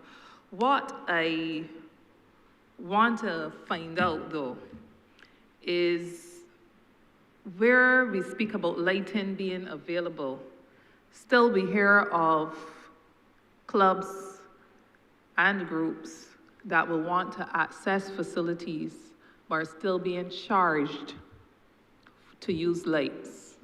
And I do recall that the Honourable Prime Minister had made an announcement some time ago that where there are clubs, sporting groups that will be requesting the use of the facilities for training and so on, that they should not be charged. Yet this is something that your ministry has not facilitated. I need you to comment on that. Thank you, Honourable Member, and I agree with you 100%. I too am impacted by that at Gore Hill, and rest assured that this year, the situation of charging community groups or clubs will be rectified. So I'm totally on all fours with you on that the Prime Minister had given an instruction that this is something that should obtain, where clubs should not have to pay for lights at the point in time. So it will be put in place this financial year. Can you explain why it was not put in place? Because that is something, to say it's going to happen in the financial year is all well and good, but as we speak, it's something that should be happening. So why was there the hesitance or resistance to implement? Not resistance, Honourable Member. We had a situation where we would have changed over from tokens to cards. So that would have been part of the delay in terms of having all of the locations switch over to cards. I think we're still in the process of switching some from the token situation to using that card. Mr. Matthias, can you speak to this? Good afternoon again. Yes, we are still in the process of the changeover. And as soon as we get that completion, we can better put in place the issuing of the cards to the individual clubs. And I will be guided by our minister and how we get these things put in place so we can get that put forward. Honorable Minister, I would like to suggest that perhaps you do not insult our intelligence, because if it is something that was to be in place, that there should be no cost. Tokens or cards shouldn't make a difference. No cost is no cost. It just simply should not be applied. And perhaps I'm sorry that the Honorable Member for St. Michael Northeast is not in here to hear that response. But I will move on from there, and I will ask, I heard your response to the Honorable Member for St. Thomas, and I have a similar concern, which I would wish for your ministry to clarify as it relates to the Sheffield playing field. Because very often people come and have an expectation that the Sports Council should do something. First of all, I would want to thank you for the lights that you have installed at that playing field, notwithstanding the question that I'm going to ask, which relates to who is responsible for the Sheffield playing field. And this is less for me and more for the public, particularly those in the area who may have concerns around where ownership lies. I understand your concern. I remember doing a site visit there, and I'm really not sure, so I'm going to ask the director of the National Sports Council to answer your question. Thank you, Neil Merrill, Director, National Sports Council. This, and in reply to you, Honourable Member of St. George North, this has been an ongoing issue as to if the playing field at Sheffield is a part of community development or part of the National Sports Council. The National Sports Council over the years has been taking part in maintaining the pavilion at Sheffield, and we continue to do so. So we will suggest that it falls under us until we get the information or other information that it falls under someone else. So we take the responsibility at this stage for maintaining the ground at Sheffield. Thank you. Okay, so with response to that, then that provides clarity to what would be my follow-up, that when we come to nominating center members for Center Management Committee, that Sheffield too would fall under that particular initiative. All right, thank you. Chair, I yield for another round of questioning.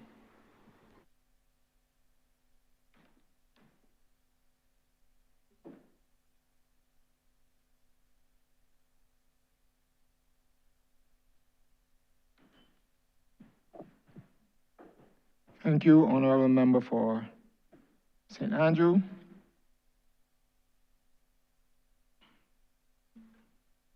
Thank you, Mr. Chairman. We have very similar concerns, I have come to realize, right across the constituencies. Certainly in St. Andrew, we've had challenges with lights. And I guess, to my mind, I would want to know what the thinking, like the criteria that goes into identifying locations for lights.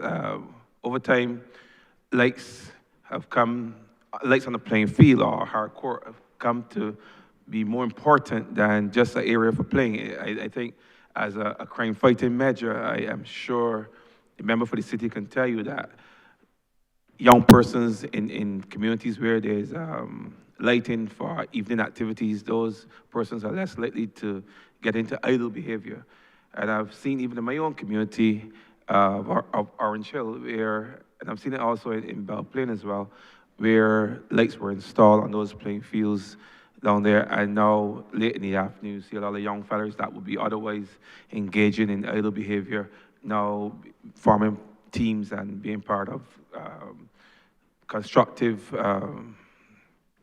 engagements or constructive behavior in their communities. So I'm thinking that, I'm hoping that the reason, because I used to think in the past that lights were mainly those fields where there were cricket teams or known football teams were were the ones who got the first pick. But sometimes in some communities where there are no teams, the reason why there are no teams is because persons having to work in the day, come in the afternoon, they never got the opportunity to form up teams or to develop teams. So I would hope that going forward that communities that are not only underserved, but communities that where there's a high potential for persons to engage in lawlessness, that those communities also become part of the, if it's not already the case, take into consideration when you are looking for lights in those communities. But my question this morning has a lot to do as it relates to community engagement. The various PACs across the country. I know that program has been used by young people for a number of years in terms of expressing talent in the community, expressing the natural heritage of communities and so on and so forth. I just look to the corner of my eye and see that the speaker look with a little smile, a twinkle in his eyes, because he knows that his parish has been exceptional over the years. And I would want to congratulate them for every year that they've won, many years now. I will hope that my own parish at some point could get to the standard where the parish of St. Lucie, that was it. Honourable member, you're Yes, I know I have a little bit of time, so I'm going to ask my question. Are there any plans? Yes, sir. Any plans to revamp, the Spirit of the Nation show, the whole program? A number of things. I know they have some challenges, some struggles with funding and so on and so forth. Some groups are not as well in terms of fundraising as others. Are there any plans to revamp that program in any way, shape, or form? So it would be perhaps more inclusive. It would be persons would have opportunities to do more things. It would cover more than it currently does right now.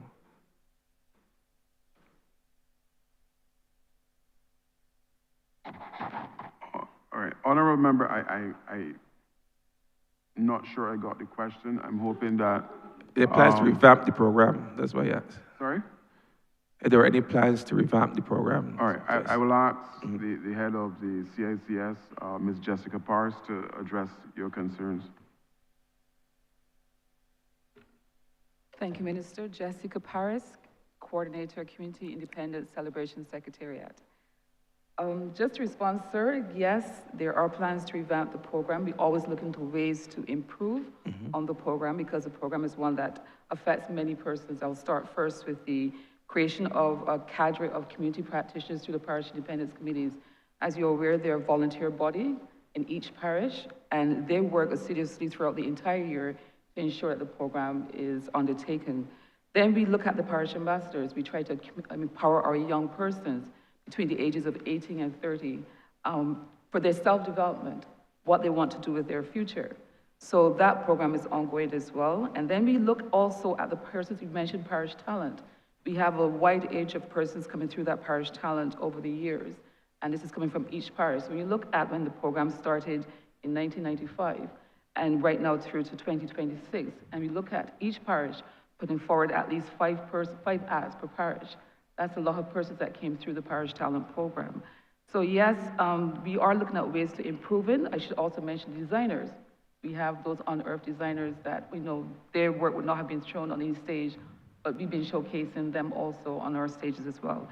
So as I said before, we're looking at ways to revamp the program to improve it for all of our participants, not just the young persons, but the other persons in the program, or community practitioners through the parish independence committees, parish talent participants, or designers, for example, those persons who work with us in the communities, the small businesses, for example, those tent operators, the caterers.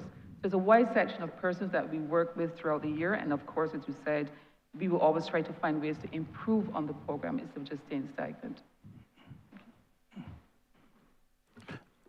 And thank you. In terms of funding the program, I'm sure many of my colleagues here would have been approached over the years by members of the committees for assistance with funding, with in terms of transportation, in terms of funding with the gongs and the various things that they need for the program. Are there any plans to perhaps increasing the availability of funds within the program so that those various committees can have more access to the resources that they need? Let me take part of the question. The reality is that we're talking 11 parishes.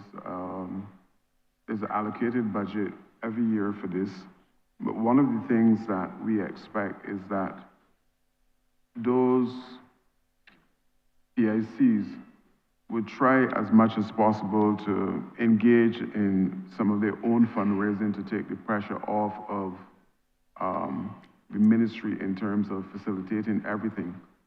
So you are functioning within a parish, and part of the expectation is for you to be able to interact with businesses, small businesses within the parish, to be able to help raise some funds to cut costs. It is virtually impossible for us to increase the budget, let's say every year, to do some of the projects or to do some of the costumes that will come from the PICs. So we do what we can with the budget that was allocated, but then the onus is on the PICs to be themselves, be proactive in terms of fundraising. So I don't know if Ms. Paris wants to add to that, but that is my take. Thank you, Minister. Yes, one of the objectives of the program is to promote a sense of self-sufficiency within our constituents. And we encourage the parish independence committees to have a working relationship with those small businesses within their respective communities. Some are more effective than others, and some have a larger pool of which to play in than others. What we've done also, as the Minister rightly said, we have a limited budget, but what we've tried to do is increase the subvention which we issue to the parish independence committees yearly. And that subvention is basically a startup fund to assist them in any fundraising efforts that they may have. We encourage them also to look at their planning for the year, to look at their budgeting, so they don't go over budget, to look at what was needed within the program and they work accordingly. So yes, we do assist them, but one of the objectives is to promote that sense of self-sufficiency within our parishioners. Thank you, Minister. I give back my time. I have another question, but I don't think I can knit it into this one, so I will come back later.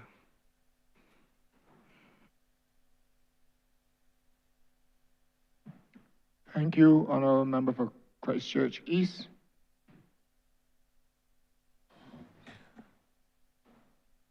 Minister, coming back around, a lot has been done in your space over the last couple of years, and we're seeing the results of it. We're seeing increased interest at the, sorry for want of a better term, inter-school sports. I can never remember which one is which, right? Inter-school sports, we're seeing a lot more interest at football. We're seeing a lot more interest in the development of the traditional sports. But there is a sport that I believe is being prioritized and not being exploited to the full extent that it should be in Barbados, and that's the sport of shooting. It may be a surprise to a lot of people that our local competitors actually perform exceedingly well in both regional and international competitions. For the size of Barbados and the size of the, I guess, fraternity, we have some exceptional results coming from a small island in terms of shooting. You know Michael Maskell at the Olympics. I mean, he was a staple at the Olympics until the last one. You have the Michelle Elliott, right, as well in shotgun. We have a number of persons doing handgun, IPSC, and we have some quite accomplished rifle shooters. Now, I raised this question when tourism was in the well, in terms of us developing sports tourism in that department. But I do believe I have an obligation to raise it with you as well. There's a lot of development going on in it. I'm probably going to get them to invite you to see the development that's going on out by the Clay Target Shooting Association, where is actually being taken really seriously. And a lot of development is being done from their own end. But because it is not a traditional sport, although we're reaping the success, I don't think that sufficient attention has been paid to the development and sports that can actually only proceed with governmental assistance and governmental backing in the development because of what it actually is. I'm just wondering what plans you have, if any, for the expansion of non-traditional areas of sporting that would encompass that over the next year. Thank you for the question, Minister. Look, there are a number of what I would call sleeper sports on island. For example, the mind games are not sexy, so it is not a case that a lot is heard of bridge, dominoes, whist. These sports are sleeper sports, similar to what you're saying as it relates to shooting. The truth is that for the time that I was sitting in the chair as minister, I have not seen a single piece of correspondence coming from the shooting association in relation to working with the ministry in terms of developing shooting. And I'm inviting you now to ask the head of the shooting organization to send us some correspondence so that we can meet and see how best that government can assist in terms of raising the profile of shooting. Because I don't think a lot of people, as you rightly mentioned, would have been aware of it. I know we had some discussions and I was not aware that it was at the level. Yes, I'm familiar with the name Maskell going to the Olympics on several occasions, but outside of that, I am not familiar with the sport. So I'm saying that if the National Federation contact the ministry, then my team and I can sit down and we can discuss how to move the process forward. So in keeping with thank you for that. And I hope that they're listening, but I will convey the message on. The other thing in terms of sporting development, where this question originated, once again, we have everywhere is a big field. They got a football team or a cricket team that utilizes that field and is associated with that field. But I think we've invested way too much money in terms of development of playing facilities to not be investing as well in the development of community-based athletics. It used to be an issue that people could not just run anywhere because if you had to be a certain standard so you don't break your ankle going around the bend, right? But when I say we, I mean you have put a lot into the development of your fields. I understand as well, if we look at the times that have been coming in for the Carifta qualifiers recently, our athletes have actually been doing pretty well, and we are hopeful. If you hear Mr. Lynch from the BOA talking, you would think that we're going to break every record for relays. Pardon? Sorry, the AA, the 3 A's, right? You would be convinced we're going to break every record for every relay in the upcoming Carifta this year. But the point is, I remember when I used to do athletics, I may surprise some people that, yes, I used to be an athlete, right?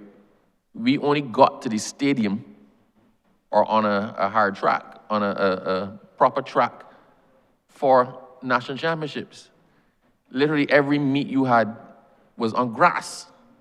So that's how Obadele Thompson came up running on grass. I actually happened to share a record for the medley relay with Oba. I think it still stands now.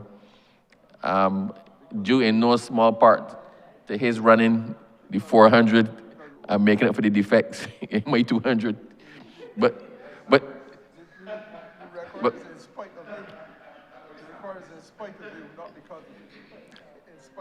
the record will show that I was on the team. But the point is, I think instead of us centering, you've done a lot in relation to the tracks. You're looking to have the stadium, the practice track at the stadium, a track Wildy, right? But the development of local athletics in the communities is something I believe should actually be encouraged. I don't think we should leave it necessarily to an organic development. I think there should be a concerted effort to encourage and incentivize the development. If you got children running about making themselves tired in the afternoon, they can't get to mischief, right? If you got children with something to do every Saturday morning, then it frees up the parents to do something else, right? It helps to build community pride as well. So I'm just wondering, in your sports development, having just answered my question about the development of shooting, what is there in terms of generating the development of sports and activities in the communities? What incentives can you provide, and is there a contemplation to do that? Not just leave it organically, but to have a structured push for the development of sports, sporting teams, and athletics in communities. Thank you for the question, Minister. Look, you're absolutely correct. One of the things that we need to do is to push the sports at the grassroots level.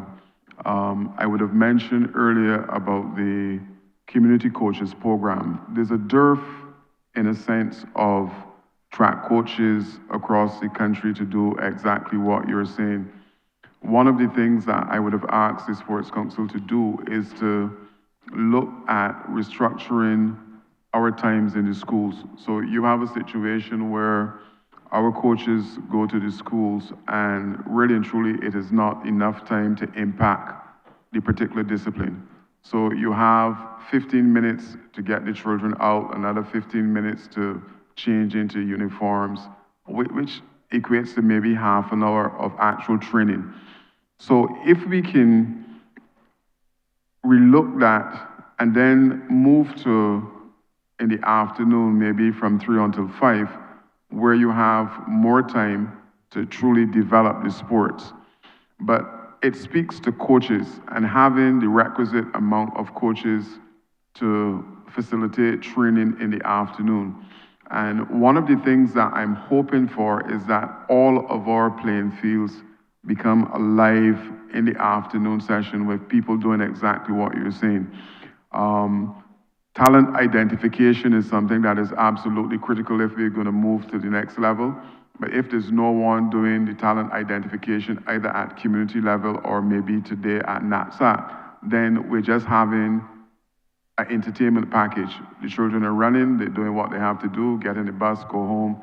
But nobody is saying, well, you got some skill sets in the 200. Let's see how we can hold you and channel you into maybe, if not a community, a national program.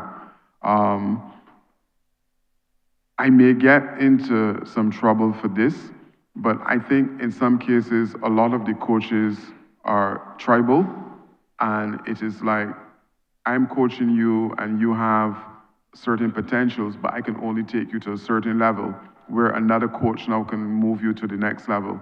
And in my view, my personal opinion, it is hampering a lot of the sports that we're having because people figure, this is my athlete and I need to hold on to them forever.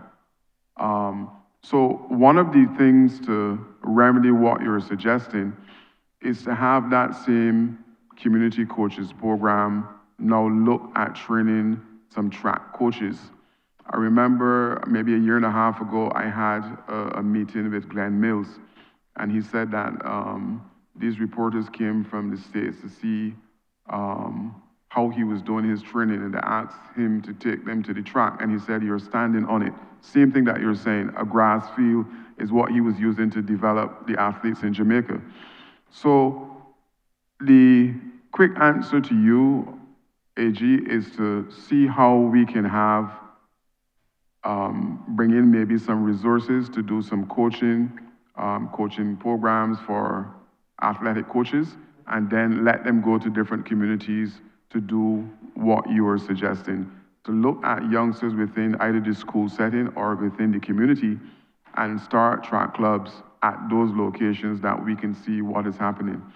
In recent times, I would have asked the research section at my ministry to go into the primary schools to see how many youngsters are involved in any type of sports within the primary setting.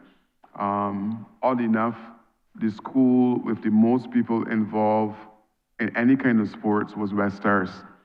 And you can see that West Stars was dominating in several different disciplines across the island. And when you look at, yes, Minister, when you look at their academic performance as well, it was suggesting that they were doing really well also. So, which means that there's that balance, or they were able to balance the academics and the athletics at that particular location. But not a lot of schools are, let me say, equipped with PE teachers. So therefore, it is just up to maybe one or two teachers in the school setting to say, well, look, I'm going to pay attention to sports. But when our youngsters are involved in training as far as track, or there's a dedicated PE teacher, you can see the difference at knapsack. The ones who are running in spikes, the ones whose form is looking totally different to those who are not training. So it is something that concerned me, and I can promise you that I'll be paying attention to it going forward. Okay, so the last thing, and this is, once again, sport and development. I believe we should be looking at picking some low-hanging fruit. There's certain standard things that happen in athletics. They happen in indoor athletics, they happen in outdoor athletics. One of which is, for example, a long jump, triple jump. Most of our fields on the periphery of the fields have excess space that we don't utilize. Right? I know this was, because this was pointed out to me by a coach recently, that along these fields, standard should be a sandpit. Standard should be a sandpit with a triple jump marker and a long jump marker.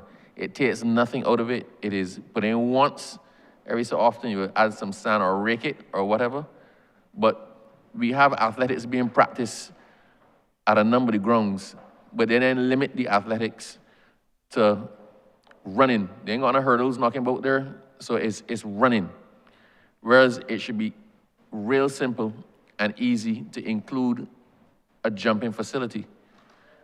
So we tend to have a lot of runners, a lot of people who competing at a certain level in running, but we have nobody emerging in relation to the jumps, because you can't jump off the grass and land back on the grass. So simple things, like when we look at the redevelopment of our fields, let us put things there that don't necessarily cost a lot, but have a practical utility.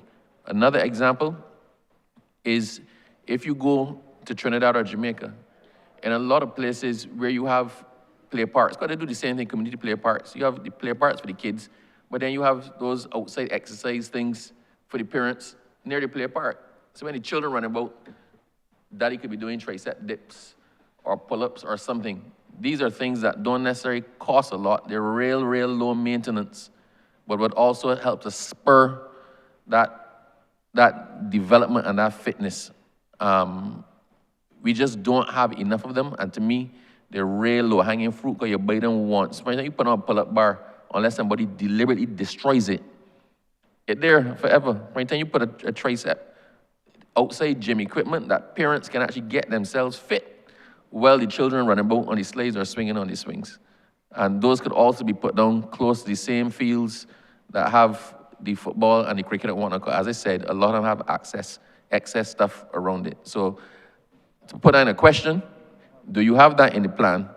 And if you don't have it in the plan, can it be included for next year?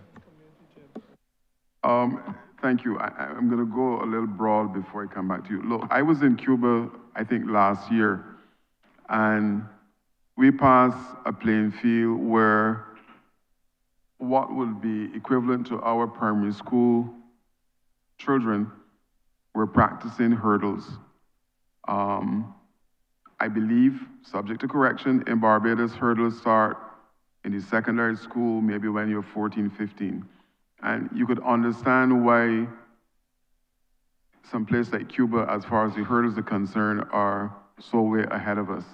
I went to a gym, and these guys were using bottles in their hand with weights in order to train sand.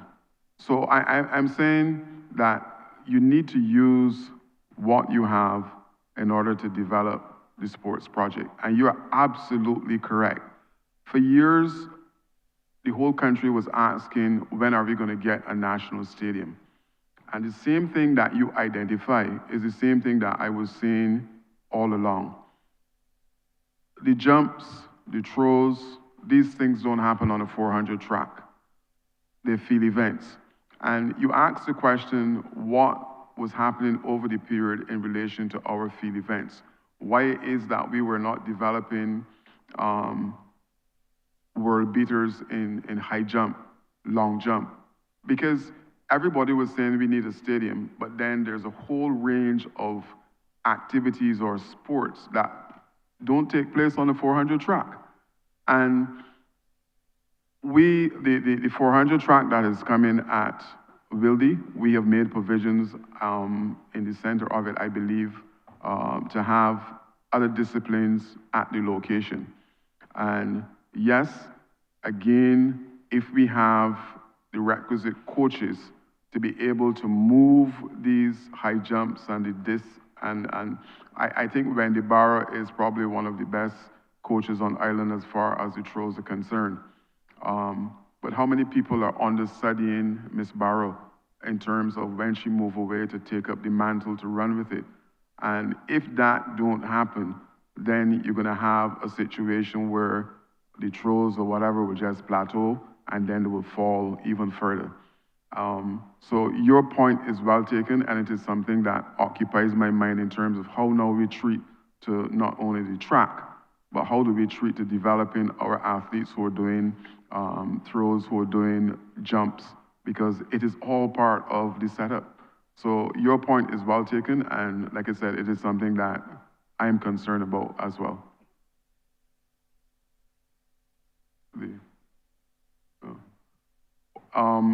PS is reminding me, yes, the outdoor gyms are something that is happening. Every single constituency will be outfitted with one. Areas where we can put these gyms will be put in place because I've realized that a lot of seniors as well are using them because it's basically body weight that you're using instead of free weights. And I think it is necessary to keep people active and moving. The NCDs are real. So we're looking at on a systematic basis of building out the constituencies with those outdoor gyms. Thank you very much, Minister. Thank you, Honourable Member for St. James Central.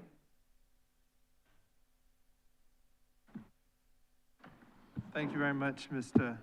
Chairman. Minister, I'm going to be very brief. I wanted to begin on the point of reflecting that, and I have been here and gone through an estimates exercise since 2003. And I do not know that I can honestly say that I have not reflected. There was not always this type of approach, as you know. But every time the question of sports was raised, the inescapable issue for me and my constituency has been that between Prospect in St. James and Paynes Bay, we easily have approximately 5,000, 6,000 people. And there's only one playing field.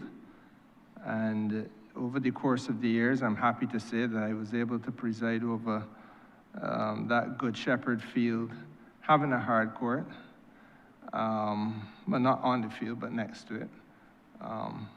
And some lights were put there.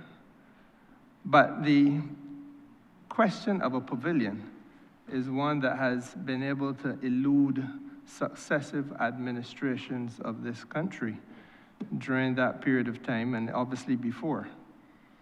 So the simple question is, what do we have to do to be able to get a pavilion at Good Shepherd? I have had a similar lamentation, you know, about a community resource center. And the Honourable Member for St. James South earlier spoke to that matter. Now largely on her behalf, more so than mine, because I confess that I have reached the stage of being in the winter stages of my discontent. You know, winter is that season where you get absolute coldness and frost. So I said, I stooped my mouth at your ministry, not you. And I felt that the people had come to a point where something else had to happen. And so I was able to procure a container and retrofit it to create a community center at great effort and obviously collaboration with private enterprise, so that we have in St. James Central at Hoyts Village a functioning community center, and I'm grateful that your ministry treats it as such. But the truth of the matter is that obviously that is a makeshift and a fallback position because we could not get the resource. And there has been no equity in getting the resource. And I do not know that at Fitz Village I should be thrust into a situation of replicating that for pavilion purposes, because pavilions built all around Barbados. So, but there seems to be no balm in Gilead, or should I say there's no balm in Fitz Village. And I do not know how for 24 years you all can expect it to be reasonable for me, now going on to be a 6th-term member of Parliament, to be able to have to continue to confront people who will legitimately point a finger at every single parish around Barbados, if not almost every other district in Barbados, and say, but they have. It is unfair. And I simply ask, what do we have to do? Senior Minister, I feel your pain. And the truth is that I believe that where there's a need, that we should fix it. We have offered some solutions in terms of, like I said, the container, but I will ask the Director of the National Sports Council to speak to your plight. Neil Merrill, Director, National Sports Council. I've heard you, member for St. James Central, and we have done collaborative work over the years. During this upcoming financial year, there have been others, namely those at Plum Grove, College Savannah, Lamins, and Meadow Road, where we will be focusing in terms of working with pavilions and constructing pavilions. We will consider, of course, during the following financial year, because of the resources that we have been given, to look at the idea of having the pavilion at Fitz Village over the next financial year. But in this financial year, we will work with you in terms of other smaller projects, as we have been at Bagatelle, and there are other facilities that are going to go into your constituency. But we will look to have that facility put forward in the following financial year. Thank you. Well, I am grateful that, and I want to be very honest, I am grateful that the Sports Council has worked with me on a number of other small projects. And in the course of the last election, I highlighted the fact that, I am happy that every ground in the constituency has lights, for example. But I do believe that this is an issue where there has to be some equity. And I understand that very often political decisions are taken. But I do think that the Sports Council has a duty above and beyond just partisan politics or, with due respect, Minister, choices of ministers, which you are entitled to have. But the overarching concern must be that you cannot have 2.5 decades pass. And obviously, I'm only talking about since I have been the Member of Parliament. Fitz Village wasn't created in 2003 when I entered this place. So from time immemorial, as far back as the memory of man does run, there have been pavilions being created about Barbados. So for there to be no effort whatsoever for all of that time, it is baffling and bedeviling. And I genuinely feel that this is something that we have to do better about, or better on, because there will always be a level of what's the word I'm looking for? There'll be a lack of equity and even-handedness. And we all know that it is an important amenity for the sporting efforts in any community. So I will not trouble you further, Minister. I thank you very much for your response and that of the head of the Sports Council. Rest assured, Senior Minister, that your concerns will be dealt with. Honourable Leader of Government Business.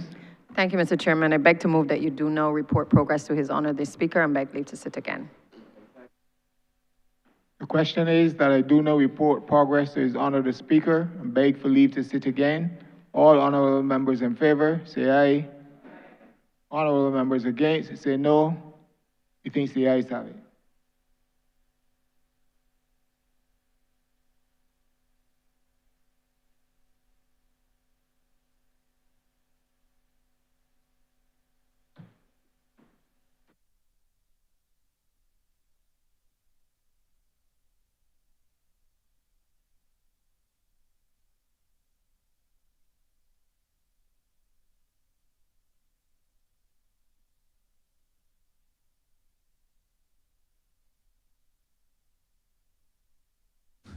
The chairman has reported progress and requests leave to sit again. Honourable Leader of Government Business. Thank you, Mr. Speaker. I beg to move the suspension of the House until 2:30 p.m. The question is that this honourable chairman be suspended until 2:30 p.m. All those honourable members in favour, please say aye. Those against, please say no. Me think the ayes have it. This honourable chamber stands suspended until 2:30 p.m.